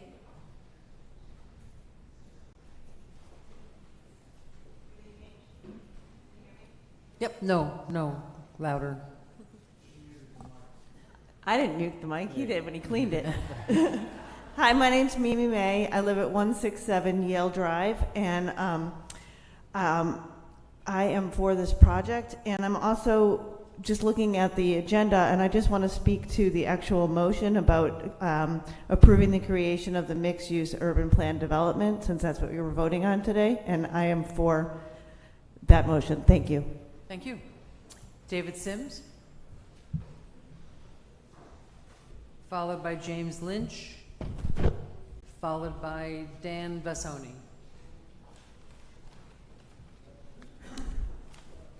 Hello, David Sims, 715 North L Street. I support the Gulfstream project, but not unconditionally. I want it to be done right. There's a huge rush to just get this done now. Everyone's like, restore this Gulfstream now. The city's putting in $2.8 million between the city and the CRA. I think the residents should have a say, and there should be some scrutiny into the details of this project. I'm concerned that the surrounding buildings, right, the surrounding buildings next to the Gulfstream are humongous that they're going to build. The actual Gulfstream is about 30% of this project. The accompanying buildings are huge. And they block the view. If you're west looking east or south looking north, you can't see the Gulfstream. You won't be able to see it. You'll be able to see it from the east, but not from the west, going down Lake Avenue. That seems to kind of defeat the purpose of restoring this majestic historical hotel if you can't see it because all the other things are blocking it. The Secretary of Interior's standards require that the accompanying buildings are subordinate to the historic structure being restored. I would urge that the Commission support going ahead with this project, but see if you can reduce the size of the overall buildings and project. Thank you. Thank you. James Lynch, and then Dan Bassoni, or Bassone. And then Wes Blackman.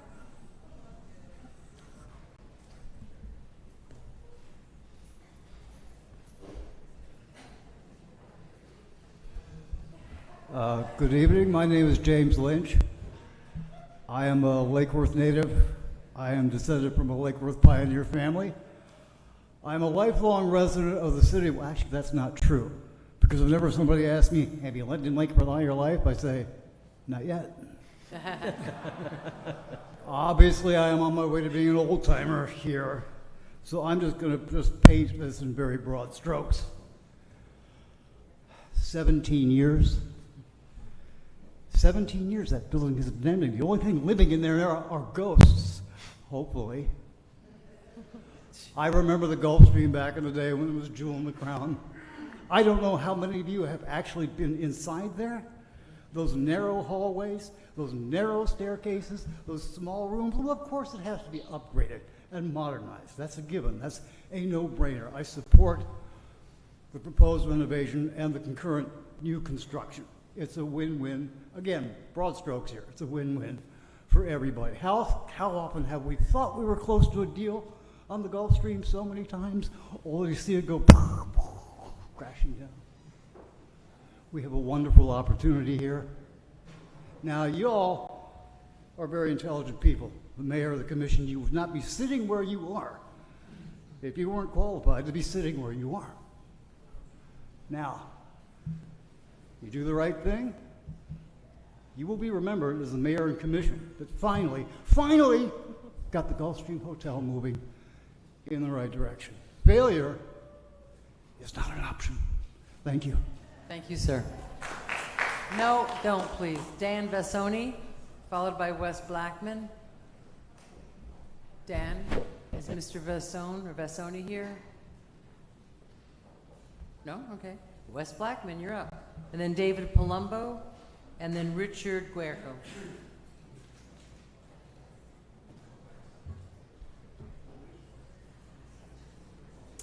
Good evening, Mr. Blackman.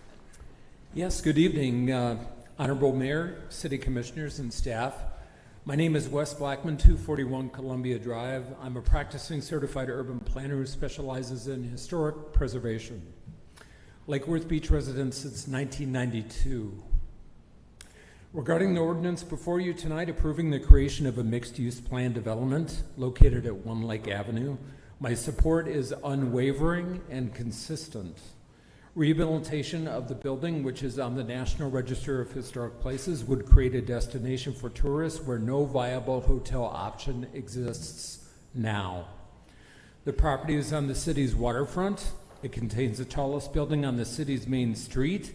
Its lights out and boarded up nature reminds residents and visitors of missed opportunities.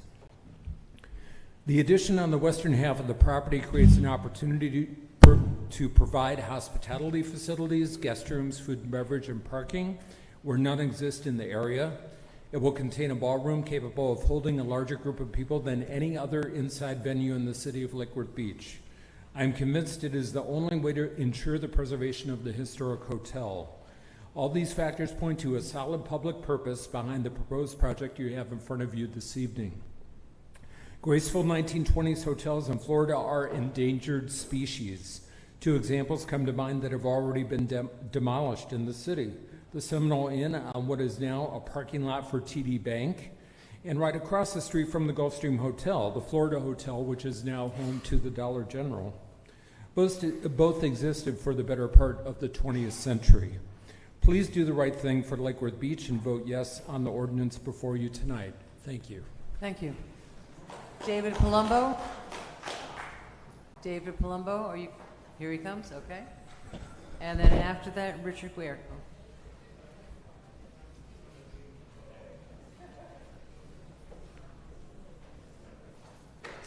Good evening. Good evening. Dave Palumbo, 632 Lake Avenue. There's been a lot of speculation on what would happen if the Gulfstream was reopened, but I'm going to let you know right now, I've been around for 23 years. Myself and maybe, I don't know, a couple other businesses were the only ones that were open when the Gulfstream was open. The hotel has a major impact on the downtown area. Major. When this hotel closed, we lost a lot of business. The Gills and their company do a fantastic job if anybody has ever seen what they have accomplished. Their presentation was solid. The staff's, your staff's presentation with their analysis and conclusions says it all. Everything is in line. You can't keep coming up with conditions and delaying this project any longer. You know, like I said, I've been here 23 years. I've actually been in downtown almost 35 years. My own business, 23 years. There may be two other businesses here in town that have been, like I said, open when the Gulfstream was open. Maybe if this Gulfstream was open the whole time, there'd be a lot more businesses still open. Thank you. Thank you, Mr. Palumbo. Up next is Richard Guerco, followed by Peggy Fisher. Thank you. Peggy Fisher? Is Peggy still here? Yep. All right. Hey. And after Peggy, Greg Richter. And after Greg, Joe Lipovich. Peggy Fisher, 508 North A Street. I totally support this ordinance without any other conditions added to it. There are 5 pages of conditions in the Exhibit C of this ordinance. 5 pages from staff, along with probably others that are not easily viable. The Gills and their company have the expertise and the commitment to the project and to the community to do this. There have been delay tactics. One more meeting, one more question, one more revision, another study, a consultant, a third-party negotiator. The majority of people in this city are tired of that. We want the Gulfstream Hotel project done now, not 3 months from now, not 2 years from now. The Gills stated they came here in 2019. It is 2022. 3 years is long enough. Well, approve it now. Thank you. Thank you, Ms. Fisher. Greg Richter? Greg? And after Greg, Joe Lipovich, and after Joe Lipovich, Greg Rule. Good evening, everybody. How are you? I'm going to keep this really short and brief, and I know you'll appreciate that. I just want to emphasize, one of the things that people have said why we want the Gulfstream now, Because I sat through the historic board presentation. I was here in July when we had the presentation. And the one thing that I've seen out of this project, unlike any other thing I've seen in the city, that Mr. Waters' staff and this applicant have worked together and have come before you with a complete package that you don't need to be adding a lot, but scrutinize it. If you see something, I respect that. But the fact of the matter is, I've watched many, many other projects come forward, and there isn't this. We have this here. It's here before you.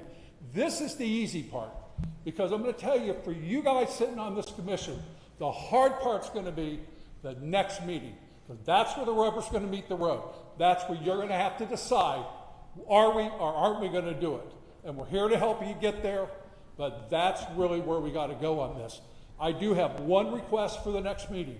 Regardless of the COVID situation, we need to have a meeting place, whether we do it out in the park, where we can have people who want to be here, be here. No, Betty, we sent emails out today based upon your note saying, hey, we're going to have limited capacity here. Watch it on Facebook at home. I mean, I tried to do you a favor from our conversation last night, but we need to allow the citizens in this process. Anyway, this is the easy part tonight, guys. The hard part's the next 3 months. Getting this done. Thank you. Thank you. Joe Lipovich.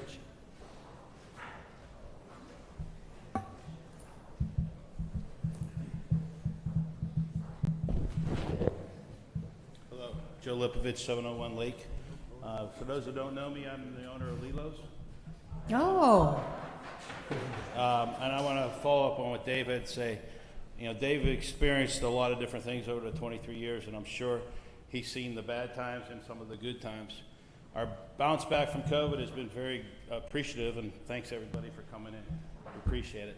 But I got to tell you, the economic headwinds are scary to me right now.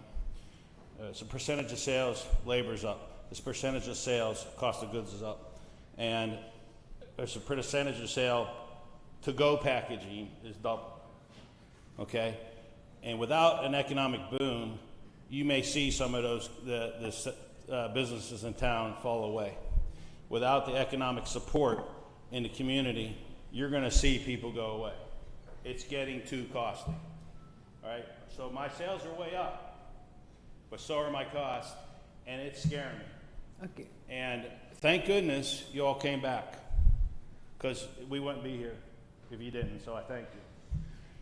That's the problem right now. I don't think you have time to wait.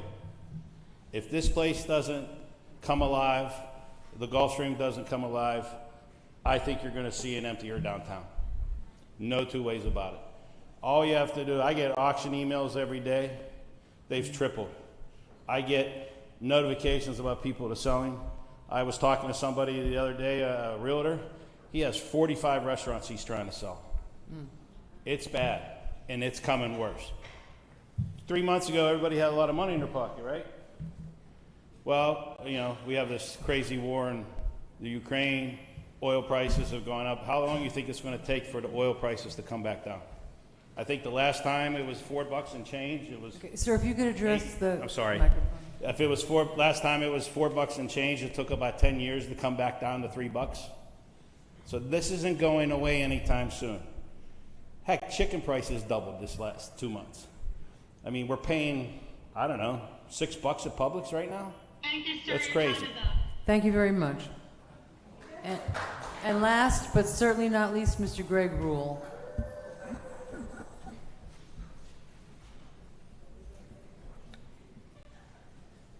Good evening, folks, and thank you for having this meeting and allowing us to speak. I'm a bit of a bulldog, and I've done a lot of research on Restoration St. Louis. I've talked to their staff at their home office, and mine is a bit personal. We've been here, my wife and I, since 1994. I was in the engineering business, civil structural, did a ton of work in Lake Worth back in the 90s, and if you guys were here, you know how hard it was to get anything done and how bad this city was. It came back, then it went down again. The Gills have truly put forth an exceptional project. I get that you guys didn't get the chance to be involved prior to just this year ago, and I believe that you guys are going to do the right thing. The Gulfstream, for ourselves, we spent many a Halloween parties there, many a New Year's, many a Christmas parties, Sunday football. I mean, it was just an amazing project. And I saw some concern today about residents that are underserved in the community, 25% or more that are in poverty. Well, by not approving this project, it's not going to change that condition. This is going to bring jobs and, according to the plan, good paying jobs through construction and through operating. So I just urge you, think about the people that you represent and what you've heard tonight. I mean, it's overwhelmingly in favor of the Gulfstream. So thank you, and I look forward to the next chapter for the city of Lake Worth. Thank you, Gills. Thank you, Mr. Rule. We have another blue card. Come on up. Some straggling blue card. Look, the lights are going down. It's getting sort of romantic. Joe Lipovich, 701 Lake. Sorry. Oh. For my friend Greg back there, we have, I don't know how many signatures? 1,038 petitions signed by people who want this project. Thank you. I forgot to mention in my speech. Okay, well, you've already spoken, so thank you. No two chances. Okay, that's the end of the blue cards. Now, the city clerk has, I think she said, about 160 cards. Now, what we're doing... I'm going to read names, Mayor. I'm sorry? I'm only going to read Yes, names. I know. I was just going to explain that to everybody. Oh, okay, sorry. So there's about 160 cards that she's going to read the name and for, against, or neutral. So you're welcome to stay. It's going to be a little tedious. Does anyone want to take like a 5-minute break? Yeah. Are we? Well, let's go as far as 7:04. Let's go till about 8 o'clock and see how we do. Madam Clerk, why don't you begin? Read fast, Melissa. I will do my best. Right. Now, folks, everyone still has to really remain quiet for this to work. Thank you. I want to apologize in advance for any names I mispronounced. What? Madam Mayor, I understand the intent of keeping it short, people reading yea or nay. I have a feeling that some of the people, I doubt there are very many people saying nay, but I suspect there are people who have particular concerns, and by dumping it into nay, we don't hear what those are. If people have some detail as to what their concerns are, or their, They've had every opportunity to... We'll be here all night. Madam Mayor? Well, we're going to be here all night. If they had, certainly everyone has had a lot of time to talk to everyone involved about their concerns and questions. There's an opportunity to be here to do it. I'll leave it up to everybody, but I think the way we're doing it, proposing to do it, is fair and equitable. It's your name, I guess the address, and whether you're for or against. This is, so that's my experience in the HRPB meeting was that the folks who are saying yay are very simple. It's just do it now. I think we're quite clear on that message, and it's very appropriate that we get a count on those. However, what my experience has been, the people that have a concern, nobody says nay. I've seen nobody anybody who's contacted me that said, we're against this project. So I don't think we're going to see that. I have seen people who raise a number of concerns. How is this going to be addressed? How is that going to be addressed? And they can certainly ask that in private. I really, there has been so many opportunities to question both staff and the guilds. They've been very, very open to suggestions and communications. We have the ordinance in front of us. To have something changed from something that's read from somebody who wrote in, what do you guys think? That's my feeling about it. Carmen? Madam Mayor, if it's helpful for the commission and the body to remind you that the comments that the city clerk will be reading are listed and out in detail on our website. And I believe we also indicated earlier in the meeting that we have them printed out in a booklet at the table if one wishes to read the detailed comments. So I don't know if that's helpful for you, but I just wanted to remind you of that. Thank you so much. I'd forgotten that. You're welcome. So they do have a voice. Madam Mayor, I agree. I think we just need to do yay and nay, just in the sake of time. And their opinions or concerns are public and readable. Carmen, can we see that book and just pass it down? So at least the dais can look at it all?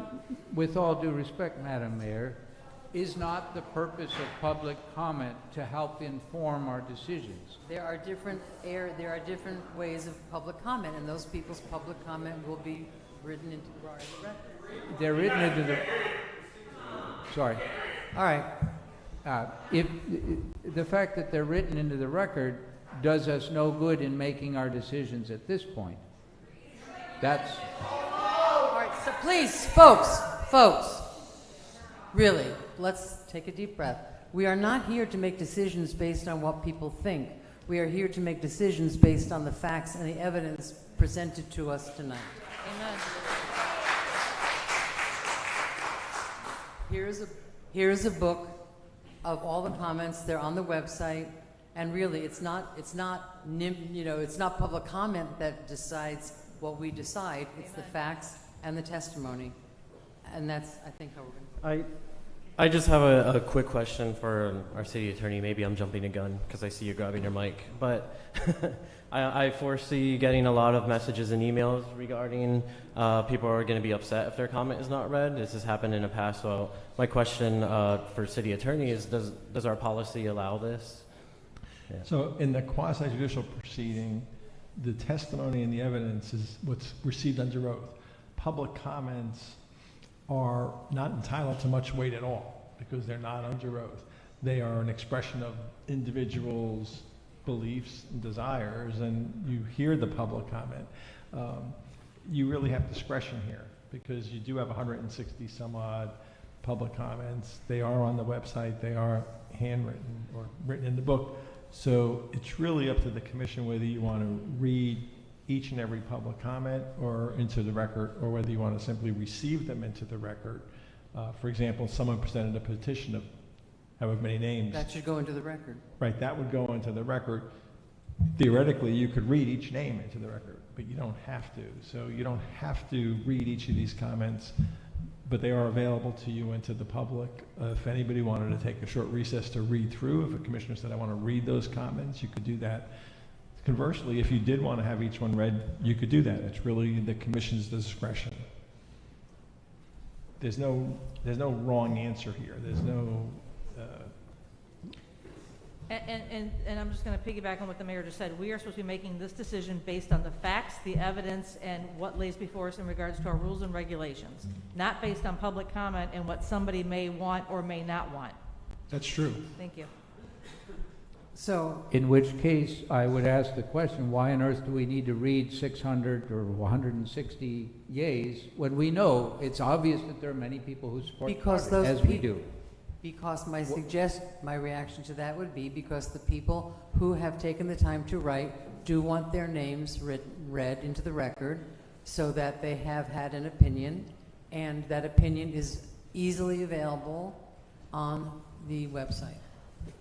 Which it already is on the website. My point is that there's McCoy. actual content in some of the concerns that are specific, whereas a yay, we have already heard all of those. So if we're going to take the time to hear the yays, it would make sense to at least listen to the ones that have some more detailed comments. But Commissioner McVoy, that's not going to dictate the outcome of this hearing. All right, stop, everybody. We have 5 people up here. I think the way I think we should go forward is the way the city clerk has suggested. The comments are public record. You can read them. The people's names who have written will have their names read and be part of that public record. The petition will be put in. Bottom line, it's testimony and evidence. So I would like to go forward with that. Do I have consensus to go forward as I'm suggesting? I vote yes. Commissioner Stokes? I agree with keeping it brief and reading the names, but I do agree that it would be nice to have a 10-minute recess between that and then our discussion that will come after that. And we are professionals up here. Folks. We've waited so many years for this moment. You can give us respect of 10 extra minutes. All right, so what you're suggesting is that we read the names and then we take we've been at this for 6 weeks, so take a 10-minute break and just come back for our discussion. Thank you. Yeah. All right, so we're going to go forward that way. Madam Clerk? Madam Mayor, let me first say, first of all, it would be very difficult for me to pull out the names because I literally have a spreadsheet with names. I don't have, it would be very difficult for me to do that, but here we go. So, and I apologize in advance if I mispronounce anyone's name. The following 10 people wrote in opposition to the project: Charles Sedley, Erin Coxon. Slow down a little bit, please. Slow down. Please. Charles Sedley, Erin Coxon, Sandra Eckberg, Gail Flammer, Sandra Haddon, Jill Carlin, Patricia Lalinek, Roger Mack, Kathleen Reynolds, Constance Stahl. The following 5 people submitted comments neither for nor against: Robert Breidenbach, Philip Ross Monroe, Patricia Newhoff, Lisa Poskinser, Gretchen Safari. The following 144 people submitted comments in support of the project: Satu Barish, Heather Barnes, Jean Billman, Carla Bloxon, Laura Kalext, Tana Callahan, Sharon Calera, Kathy Casella, Michael Casella, Lawrence Casenti, Logan Casenti, John Chanda, Michaela Clanton, Susan Coggin, Dana Cohen, Kathy Caniglio, Darrell Cornut, Shari Cornut, Catherine Constantino, Rebecca Crawford, James Curran, Marina Desiderio, Danielle DeVarn, Heather DiNardo, Sean Down, Malaki Dragula, Bridget Earl, Ken Efinger, Alejandro Enriquez, Michael Farnham, Orlando Fernandez, Amy Farrader,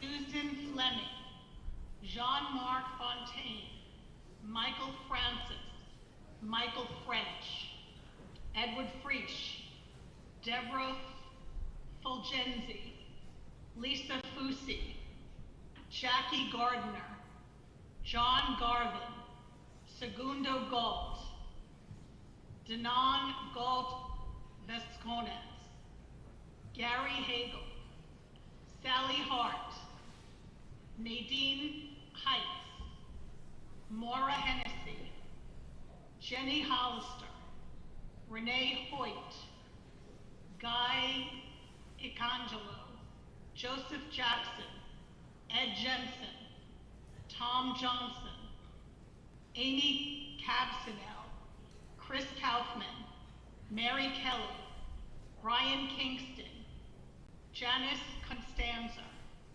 Janet Labanara, Monica LaFluente, Darla LeFew, Missy Lewis, Anthony and Blanca LaFossa, Elizabeth LaFossa, Jason Luongo, Philip Lyons, Dana Lyons, Mary Lou Mackin, Charles McLaughlin, Sammy McKella, Louis Makepeace, Natalie Makepeace, Kelly Mantell, Olive McCoy, Kim McEvers, David McLean, Maria Merkel, Corey Metzler, Linda Miller, Teresa Miller, Tabitha Morgan, Melissa Nauman, Jonathan Nichols, Pete Norse, Marcos Obiano,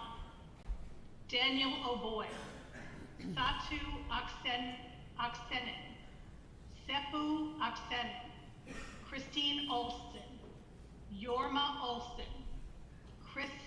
Kristalina Olson, Beverly Osterholz, Thomas Osterholz, Tammy Panza, Francisco Patino, Joseph Patton, Alonzo Perez, Howard Perkins, Steve Pickett, Paul Pollock, Joanna Thomason, Ginny Powell, Bill Prowse, Anna Ramallo, Mary Reda, Stephanie Reed, Barbara Reed, Shane Regan, Jane Richardson, William Robeson, Sylvia Rotella, Stacy Runfola, Jennifer Sabugo, Jerry Saunders, David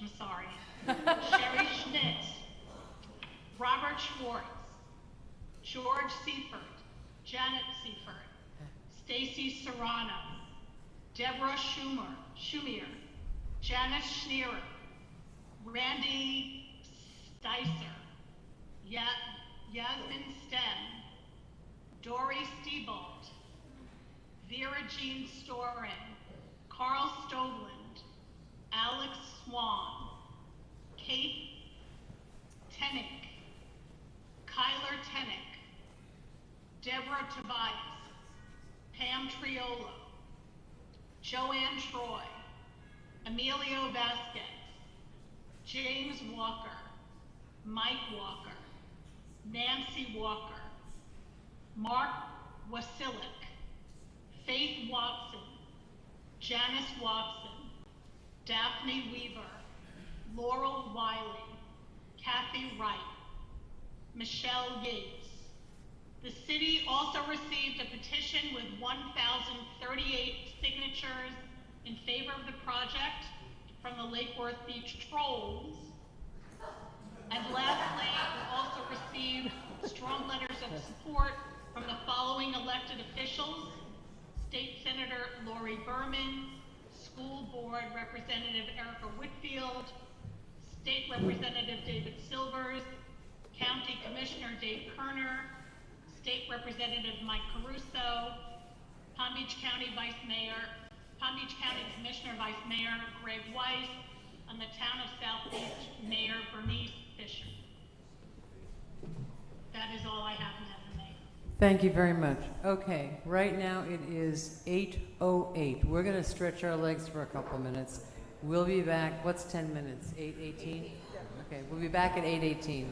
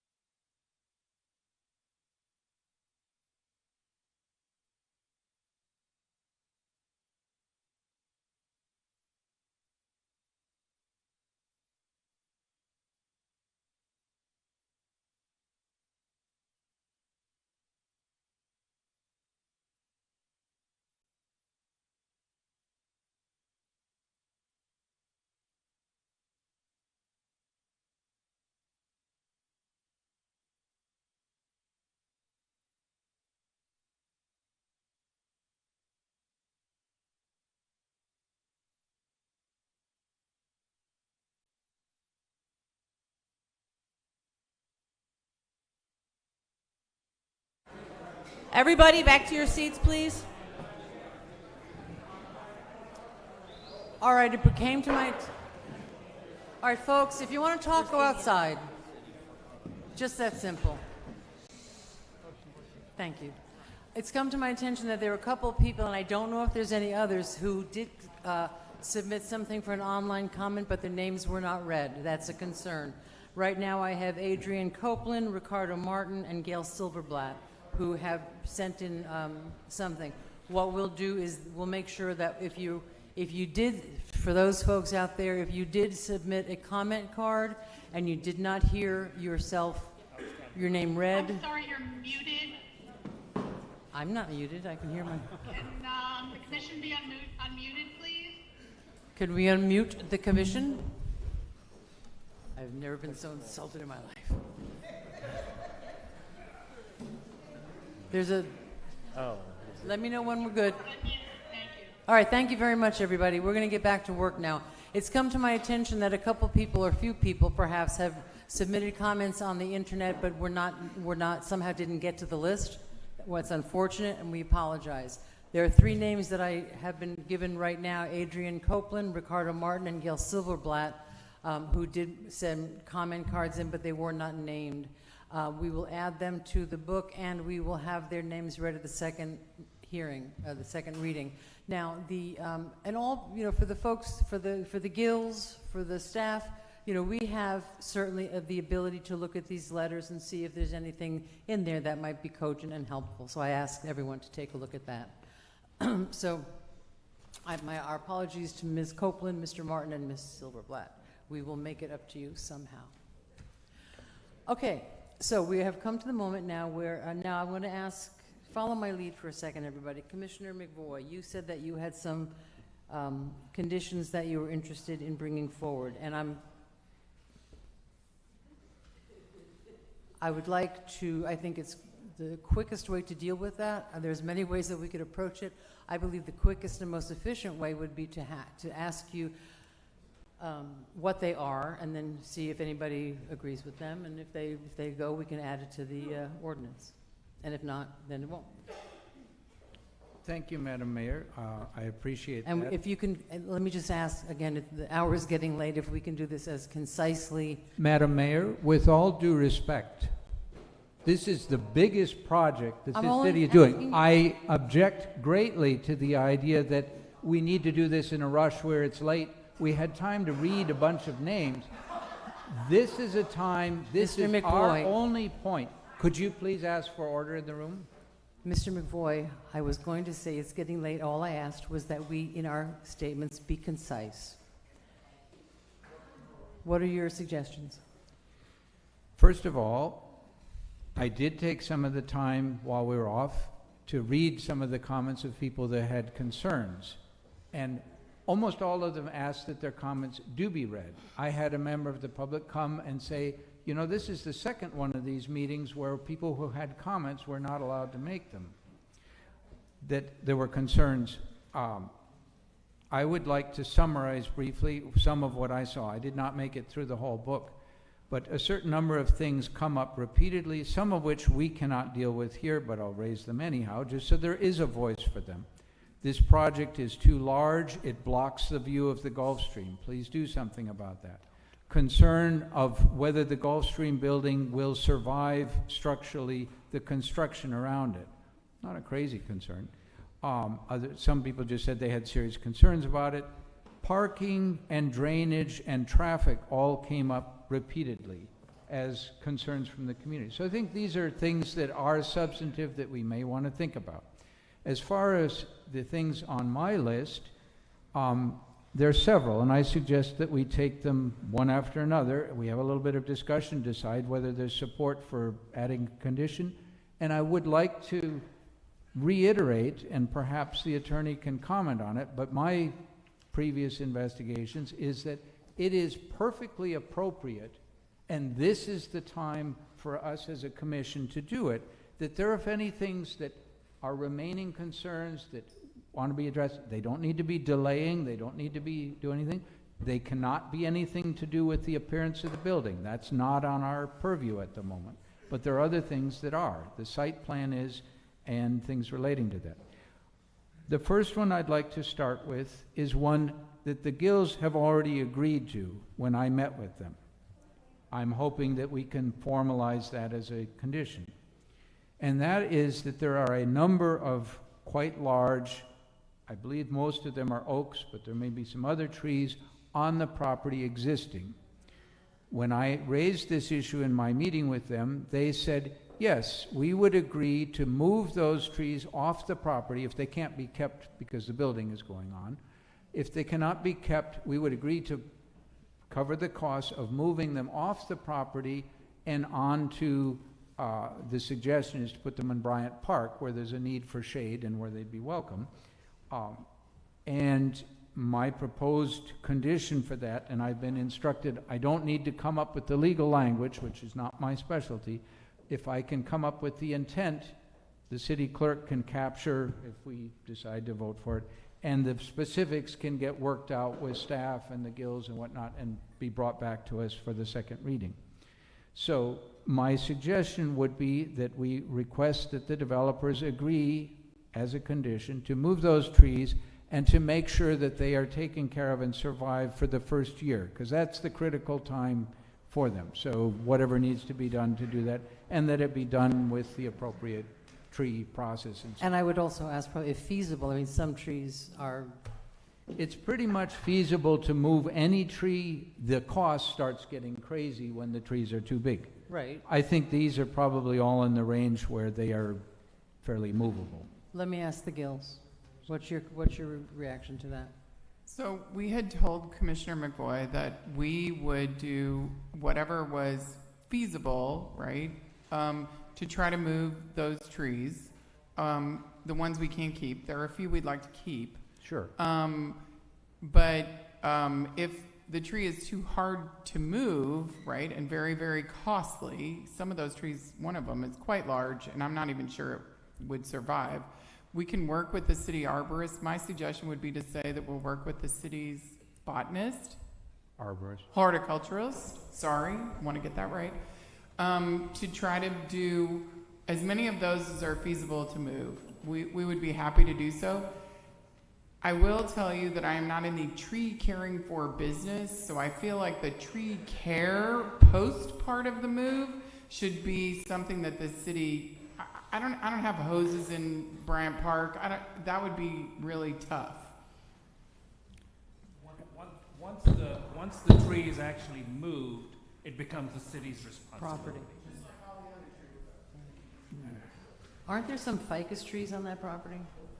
I think there may be a few, but most of them are oaks that are there. Okay, I mean, are you... I'm not very comfortable with the term feasible. Everything is feasible. All right, let me the ask, question is, can you commit to doing that as part of your job? The one-year requirement is a very typical thing that we ask people to just look out for, make sure that they in fact survive, so that your investment and your effort is protected. Now, whether you want to do that or you want to arrange it for the city, I'm not worried, but let's make sure that that it's not just moving them and then they die. That's not helpful. I have a question for William Waters while we're talking about this. Does our plan comply with all the city's landscaping requirements? It does. I have a question. Thank you. Mr. McVoy, are you also interested in the ficus trees? I mean, you can't plant them anymore. What's that? You can't plant them anymore. They're, they have a shallow roots. I'd be quite willing to let the ficus tree slide as Kate. Don't do that, please. Please. So are you talking about the oak trees? What's that? The oak trees? That's fine. Okay. So we've narrowed it down to oak trees, moved. Whether or not who's going to maintain them for that year is, I think, something that's going to have to be worked out. I don't, if they're going to take the cost of moving them and put them in our park, it seems to me that there are trees at that point. Am I, Mr. Lawyer? It's a late night. That's true. Once they're in our park, then they would become our responsibility. There could certainly be an agreement that the Gills would assist somehow in, maybe the cost of pruning them and maintaining them. But I think the key is philosophically, if the Gills agree and you agree as a commission, then William and I could work with the Gills to try and come up with details. I don't think it's a good idea to try and establish all these details, like it might be 8 oak trees, it might be 3 oak trees. It might be better if we could have some specificity and not just have a general. Okay, but in terms of our vote tonight, would this be something that we would add to the second reading? Yes. With that would not be a substantive big change? Well, you'd be saying that we're going to be considering adding a condition to relocate a certain number of oak trees from the property to Bryan Park at the cost of the Gills with the advice and input of the city's arborist. That to me is kind of sort of the gist of the motion, the proposed condition. And then direct staff over the next week to meet with the Gills. I have one other question. So is this in lieu of us making a contribution to the city's landscaping fund of $54,000? We're moving trees instead. Is that correct? Well, I might need to interject, is that part of the landscape plan as proposed, which we have a requirement that when trees are lost, they have to be mitigated out of the replacement caliper by caliper, or you can pay into the tree restoration fund. It is totally appropriate if the Gills are volunteering to relocate the trees, then those trees technically haven't been lost, and there should not have to be a payment to the mitigation fund. So depending on how many trees can be relocated successfully versus how many are lost altogether, we might have to come up with a different mitigation, but that's actually likely due in terms of the permitting process when the final landscape plan is submitted and we determine how many trees were successfully located, how many actually stayed on site, because the landscape plan as it is now does not show any of the existing trees staying in situ. If they stay in place, then that mitigation number comes down dramatically.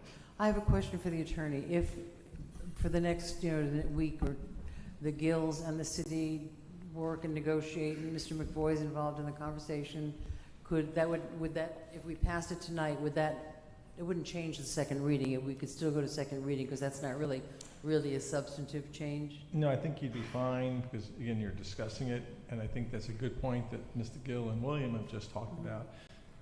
I'm going to just make up crazy numbers. If there's 54 trees worth $1,000 per tree and they relocate 10 trees, the logical thing would be their contribution would be $44,000 and they'd get a credit for the $10,000. That is in general what both sides are thinking about, so that at least we have a general consensus. If I could comment on that, there are 21 oak trees on the site, so that's the number we're talking about. I think it's quite reasonable to say that if the Gills will commit to making sure that those trees do in fact survive, and the typical thing in horticulture is if they make it through the first year, they're probably good to go. So you don't get credit for trees that you move and they die because they haven't been taken care of. That's a problem. But you do get credit for ones that you keep, or the ones that you lose. You got to do something with it. So I'm fine with some adjustment to the original funding. Folks, I'm fine with adjusting between if you can move the 21 over, somebody figures out the value, which I don't have any idea about, and figure out the adjustment between the 54,000 and the other one. That's fine. We may up ending the Gills money. Okay, so the staff, it's consensus of the staff and the Gills will work that out, some language between now and then. Thank you. Okay, do you have anything else? I do. I have a number of things, and this is our time, and I appreciate that there is not, Just what's your second one? Okay. There's been a lot of concern of what is the relation between the hotel and the beach. And so I would like clarification as part of the condition that, of course, all hotel guests are more than welcome to go to the beach, and the hotel is more than welcome to have a kiosk or something or other, but any partitioning of the beach or fencing off of parts of the beach would be off the table. That isn't even Madam under Mayor, that's consideration. not part of this. That's not part of this plan. And it's not That's not even It is a considered. concern that I've heard repeatedly in the community, and it relates to the project. The Gills agree to it. Thank you. Thank Next. you. Okay, we're good there. One of the aspects of the project that draws a lot of attention is that the current parking garage, I believe is 3 stories, the lower story of that is below grade. What's that? Okay, half of the first floor is below grade. Anybody who's been around Lake Worth any length of time in that area is very aware that we have sunny day flooding of our storm drains in that area at this point. And what sunny day storm drain flooding means is that instead of water draining out from the area, water comes back up from the intercoastal. We're very close to the intercoastal. It's one of the appeals of the location. We also are all aware, and one can look up the Corps of Engineers or NOAA's predictions on sea level rise, meaning that those sunny day flooding problems are getting worse. The best predictions from atmospheric scientists is that the intensity of storms in South Florida is going to increase, not decrease. Not necessarily the total number or the total rainfall, but the intensity. That means that drainage is a very big deal. Here's my concern. I understand that you folks are very committed, and I honor that and I respect that, to dealing with parking. Please don't do it. Thank you. Thank you. That you're very committed to dealing with parking load of the project on site, which I think is great. That's a good thing. My concern is, would you be willing to have a designated plan? And there's 2 things that might kick it in. If there are situations where you have a large number of activities, conferences, and things going on, and you're in fact overloaded on the parking, it would be, I think, helpful for the community to have a designated plan. Where are those extra, how is that going to be dealt with? And that could happen because of, you've scheduled a lot of conferences, the hotel is going great guns, the residents are all there. It is conceivable that you'll overload the thing. So a designated plan in place so that the residents in that area are not worried that this is just going to get pushed onto the streets in the area. That's a concern. So one source of, or one reason to have a designated plan is actual healthy, positive programming in the hotel. The other one is that it's not inconceivable that you get flooding in that garage on the part that's below grades, which is half of the thing. Ballpark calculation, that's about 100 spaces per layer. Half of it would be about 50. So it's conceivable that 50 of your parking spaces might not be available.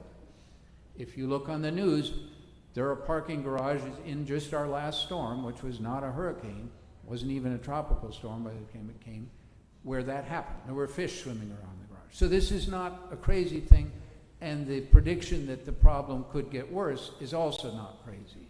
Army Corps of Engineers is not a crazy group of people, and they're predicting in the kind of time frame of your hotel that a 6-foot rise is a possible scenario. So I think it would be reasonable to have a designated plan. What do we do when we're overloaded? May I answer that now? Sure. Okay, so first of all, you have to drive up, above FEMA. I understand that. Okay. And so the garage itself is like a bathtub. You drive it up and then down. There'll be flood guards in place so that no storm water can back up into the garage. It's like a float that floats up and stops any water from backing back up. Okay? If everything works. If. Folks.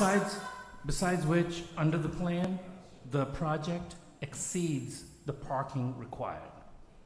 So, operationally, we can talk about multiple scenarios, but we actually exceed the parking that's required. And our plan operationally is to make sure we have valets who can double park if necessary so that there On the is top floor. plenty of parking available. Thank you. In which case, Thank you. in which case, if it's never going to be a problem, it seems like there would not be resistance to having a designated plan that if we ever got in that situation, here's what our plan would be. We meet all your code requirements and exceed them when it comes to parking already. So I don't see the reason for another plan. Madam Mayor? Yeah, folks, really, it's easier if you don't. Commissioner Malega has a comment? I would like the question to be called so we can move forward with either passing this ordinance or not. I don't believe that it's in our privy to ask any business owner. My zoo gym floods every single week. Nobody comes over and asks me, where are the people going to park? My parking lot literally floods every single time it rains. And nobody in the city has ever questioned, well, where do you put your people? That is not something that, as a commissioner, is our... You guys, wait. That's not... And again, as a business owner, I respect and I love the fact that you think about what if this happens, but I'm pretty confident that this is not their first rodeo. I'm also pretty confident in the fact that they have a very smart team of people who have already thought through this process.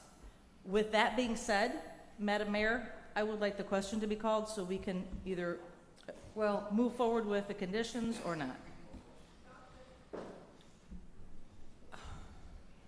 I don't think we have a second. Do we have a second to call the question?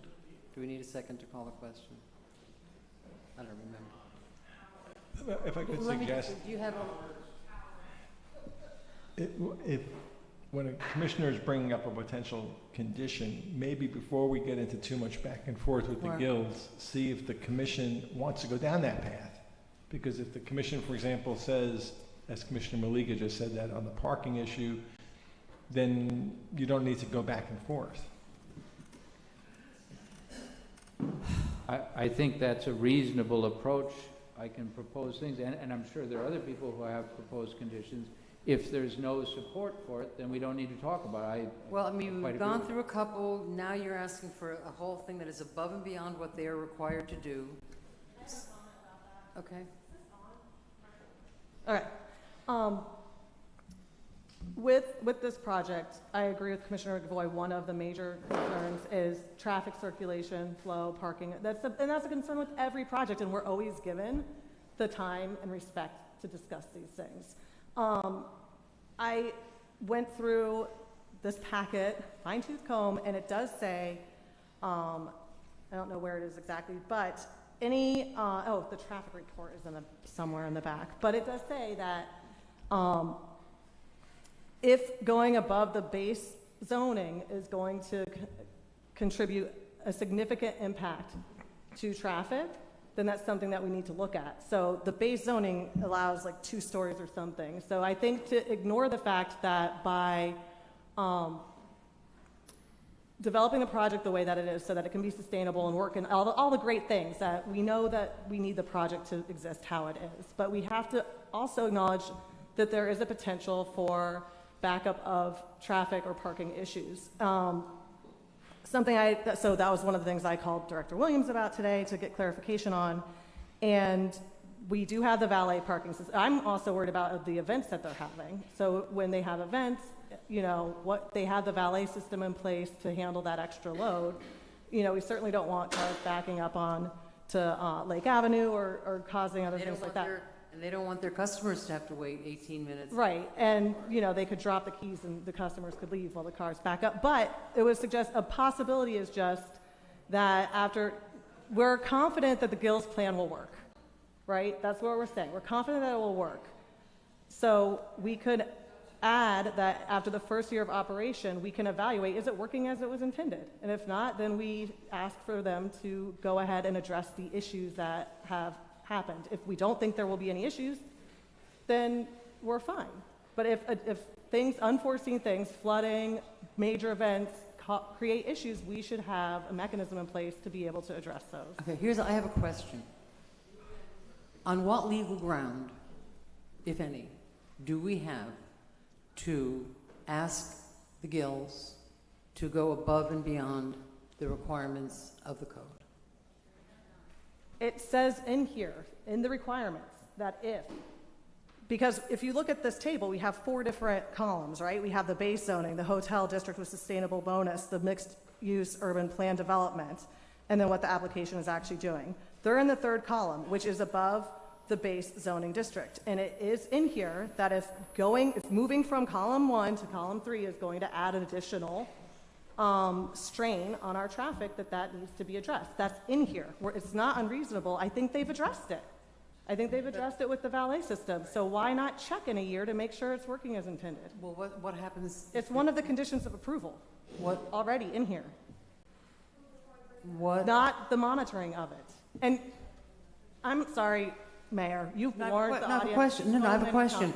What would you, what objective, what would be not working, I guess is my question. How could we objectively measure that? If it's overloaded and we're seeing traffic issues on Lake Avenue or the surrounding areas.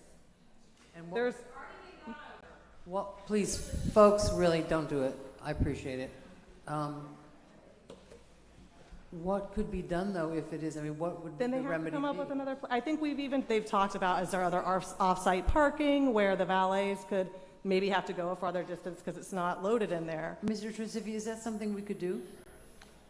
I have to think about how you structure something to go back a year later and say, you've got to fix it. I mean, I'm going to have to throw it to you because I'm having a hard time coming up with that. Actually, Ms. Miskell and I had a discussion about this. I have the impression that it might come up. And she mentioned that on some projects there, a performance standard from traffic is approved as part of a project. And as projects are operated, there can be unintended consequences, and there's just an informal review of how things are operating. She and I both discussed, and as Commissioner Stokes mentioned, it is in the best interest of the hotel to be successful that the traffic pattern be within the expectations of our community. An example we use is nobody wants to come to a hotel and have to sit there and wait around for their valet to get picked up. And more than likely, if the Gills see a backing up of traffic, they'll order more valet people to come pick up cars and move them more quickly to the parking garage. And Ms. Miskell, though she had to leave, but her representative is here. If it is the pleasure of the commission, a informal review of the traffic management and as it meets the standards as anticipated of the project could be looked at 12 months or 18 months after the operation of the hotel. So we can do that? Yes. Okay, great. And I think Commissioner Diaz has his light on. I see that. Thank you for pointing that out. And so so that would be something that we could write in. Again, I'm looking to the attorney if we write that into the ordinance. Right, I appreciate William with that. And I hate to go backwards, but Commissioner McVoy, the second thing that he talked about was something with the beach. I don't really think that that would be appropriate as a condition. I know the city is working on a 3-party agreement with the vendor. I think it'd be appropriate to address there. They already indicated they'll agree to it, but I don't think it's appropriate to put a condition on this hotel, that property a mile and a half away or a mile away, have that kind of restriction. So but that would be part of an agreement that we come to. That could be part of the agreement that we've already been working on. And we all agree with that, so that's, yeah. Okay. Okay, Commissioner Stokes, No, and I do want to add, after talking to William today, that was the only concern. And as Commissioner McVoy said, it is the thing that we hear on most projects are worries about traffic. We're just building in one informal review to make sure that things are working. And that was really all I had. So, great idea. And we can do it. Win-win. Love it. Commissioner Diaz. Thank you. I don't really have any conditions, but I do have 2 things I want to bring up and get an update on. The first thing I want to say is I really appreciate the conversation of the oak trees. I know it sounds trivial, but 20 mature oak trees are pretty significant. Mature oak trees are not easy to come by, and they are really good at resolving things like flooding issues. And I know, I spend a lot of time in Bryant Park, and there's areas where I think a mature oak tree, if we could get it in the ground, it would serve really well and protect some of those homes, especially near the playground, if you know what I'm talking about, it floods with minimal rain. So No, it's great. We got plenty of room for them. yeah, so really appreciate that conversation. If we can, make a better deal with you on that, that would be great too. Win-win. Yeah, and I think the agreement is that that's gonna be incorporated into the second reading. Yeah. Okay. So looking forward to that conversation. The other thing that I would like an update on, on the topic of flooding, we had discussed previously on the historic building, especially the restaurant section on the northeast side, if you will. And just wondering if you had like an update on what your preparations were, and how to protect that part of the historic building.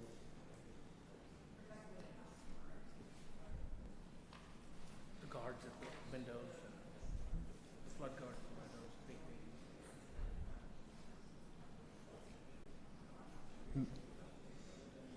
To be more clear, I can point out that in our meeting we discussed your plans for if the historic building floods, that section.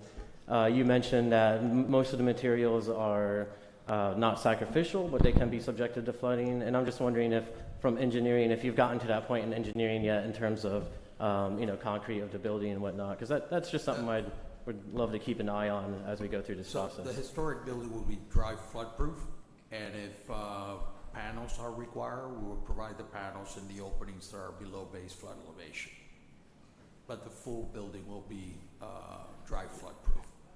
Okay, thank you. And I think that working in conjunction with the check valves that are coming along the seawalls, that's a long-term fix and whatnot. So, yeah, that's all I had. And to your question, we had planned for, because the restaurant is the lowest point, we have planned for that space, should it ever flood, to be made of materials that would be easily cleaned up and brought back to life, because we know, right, it's Florida, we know these things happen, and we have tried really diligently to plan for all of that, and to plan for actually the whole rear addition of that to be above the flood stage, so that there's very little that could really be damaged in that space that could not be reclaimed like almost immediately.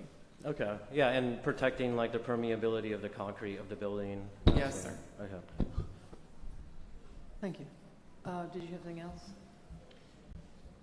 One of the concerns, and this is, Don't, please. This is an old building, the historic part I'm referring to, and I would like to just add on it that, what I said earlier. I'm thrilled that you're working on the restoration of the historic building, and I have full confidence that you will do, I've looked at the other ones, a bang-up job on it. A concern that other people have raised, and it's occurred to me too, is suppose during, and like this, or whatever one does to prevent such things from happening, but suppose something were to happen during the construction of the new building, that you had shaky things happening in the old building, that it was just not structurally sound or something or other you had problems in the old building as all the new building activity is happening. Would you be willing to make a commitment, and I think the answer is probably yes, to make sure that you would go ahead with the restoration of the old building? I don't know if I've explained it very clearly. Mr. Waters has made it really clear that we cannot, according to the agreement, get an occupancy permit on the new building without an occupancy permit on the historic building. We do not have a choice but to finish the historic building. We agreed to that with the city because that's what we want to do, and that's what's really important to us, and it's already in the commission agreement. It's already in the paperwork. It's a condition. Excellent. I think I'm good. Thank you. I figured that was, you were kind of on board with that, but it would be an unfortunate situation if the thing, and it could happen. It's an older building. So, thank you. Done? Okay. So I'm going to pass the gavel, and I am going to move for the approval of ordinance. This is the gavel. Oh, but first, before that, does the city or the guilds have any closing statements they'd like to make? It's the gavel. Tonight? No? Okay, great. Just want to give you the offer. So I am going to pass the theoretical gavel. Thank you for the It's lip gloss, but that's okay. To pass ordinance on first reading 2022-09. Do I have a second? Second. Do I have all in favor? Aye. Aye. All any opposed? Thank you very much. And that's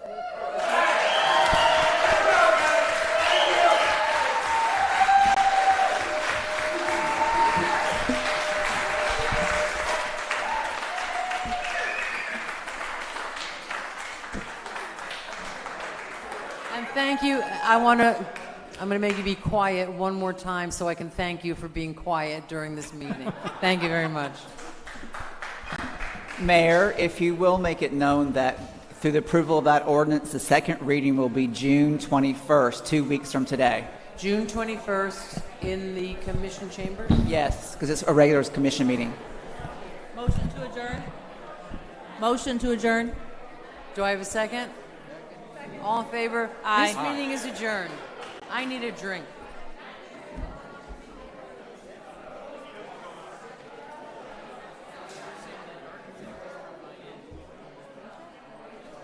No, we all got one tonight. We'll just go. Thanks very much.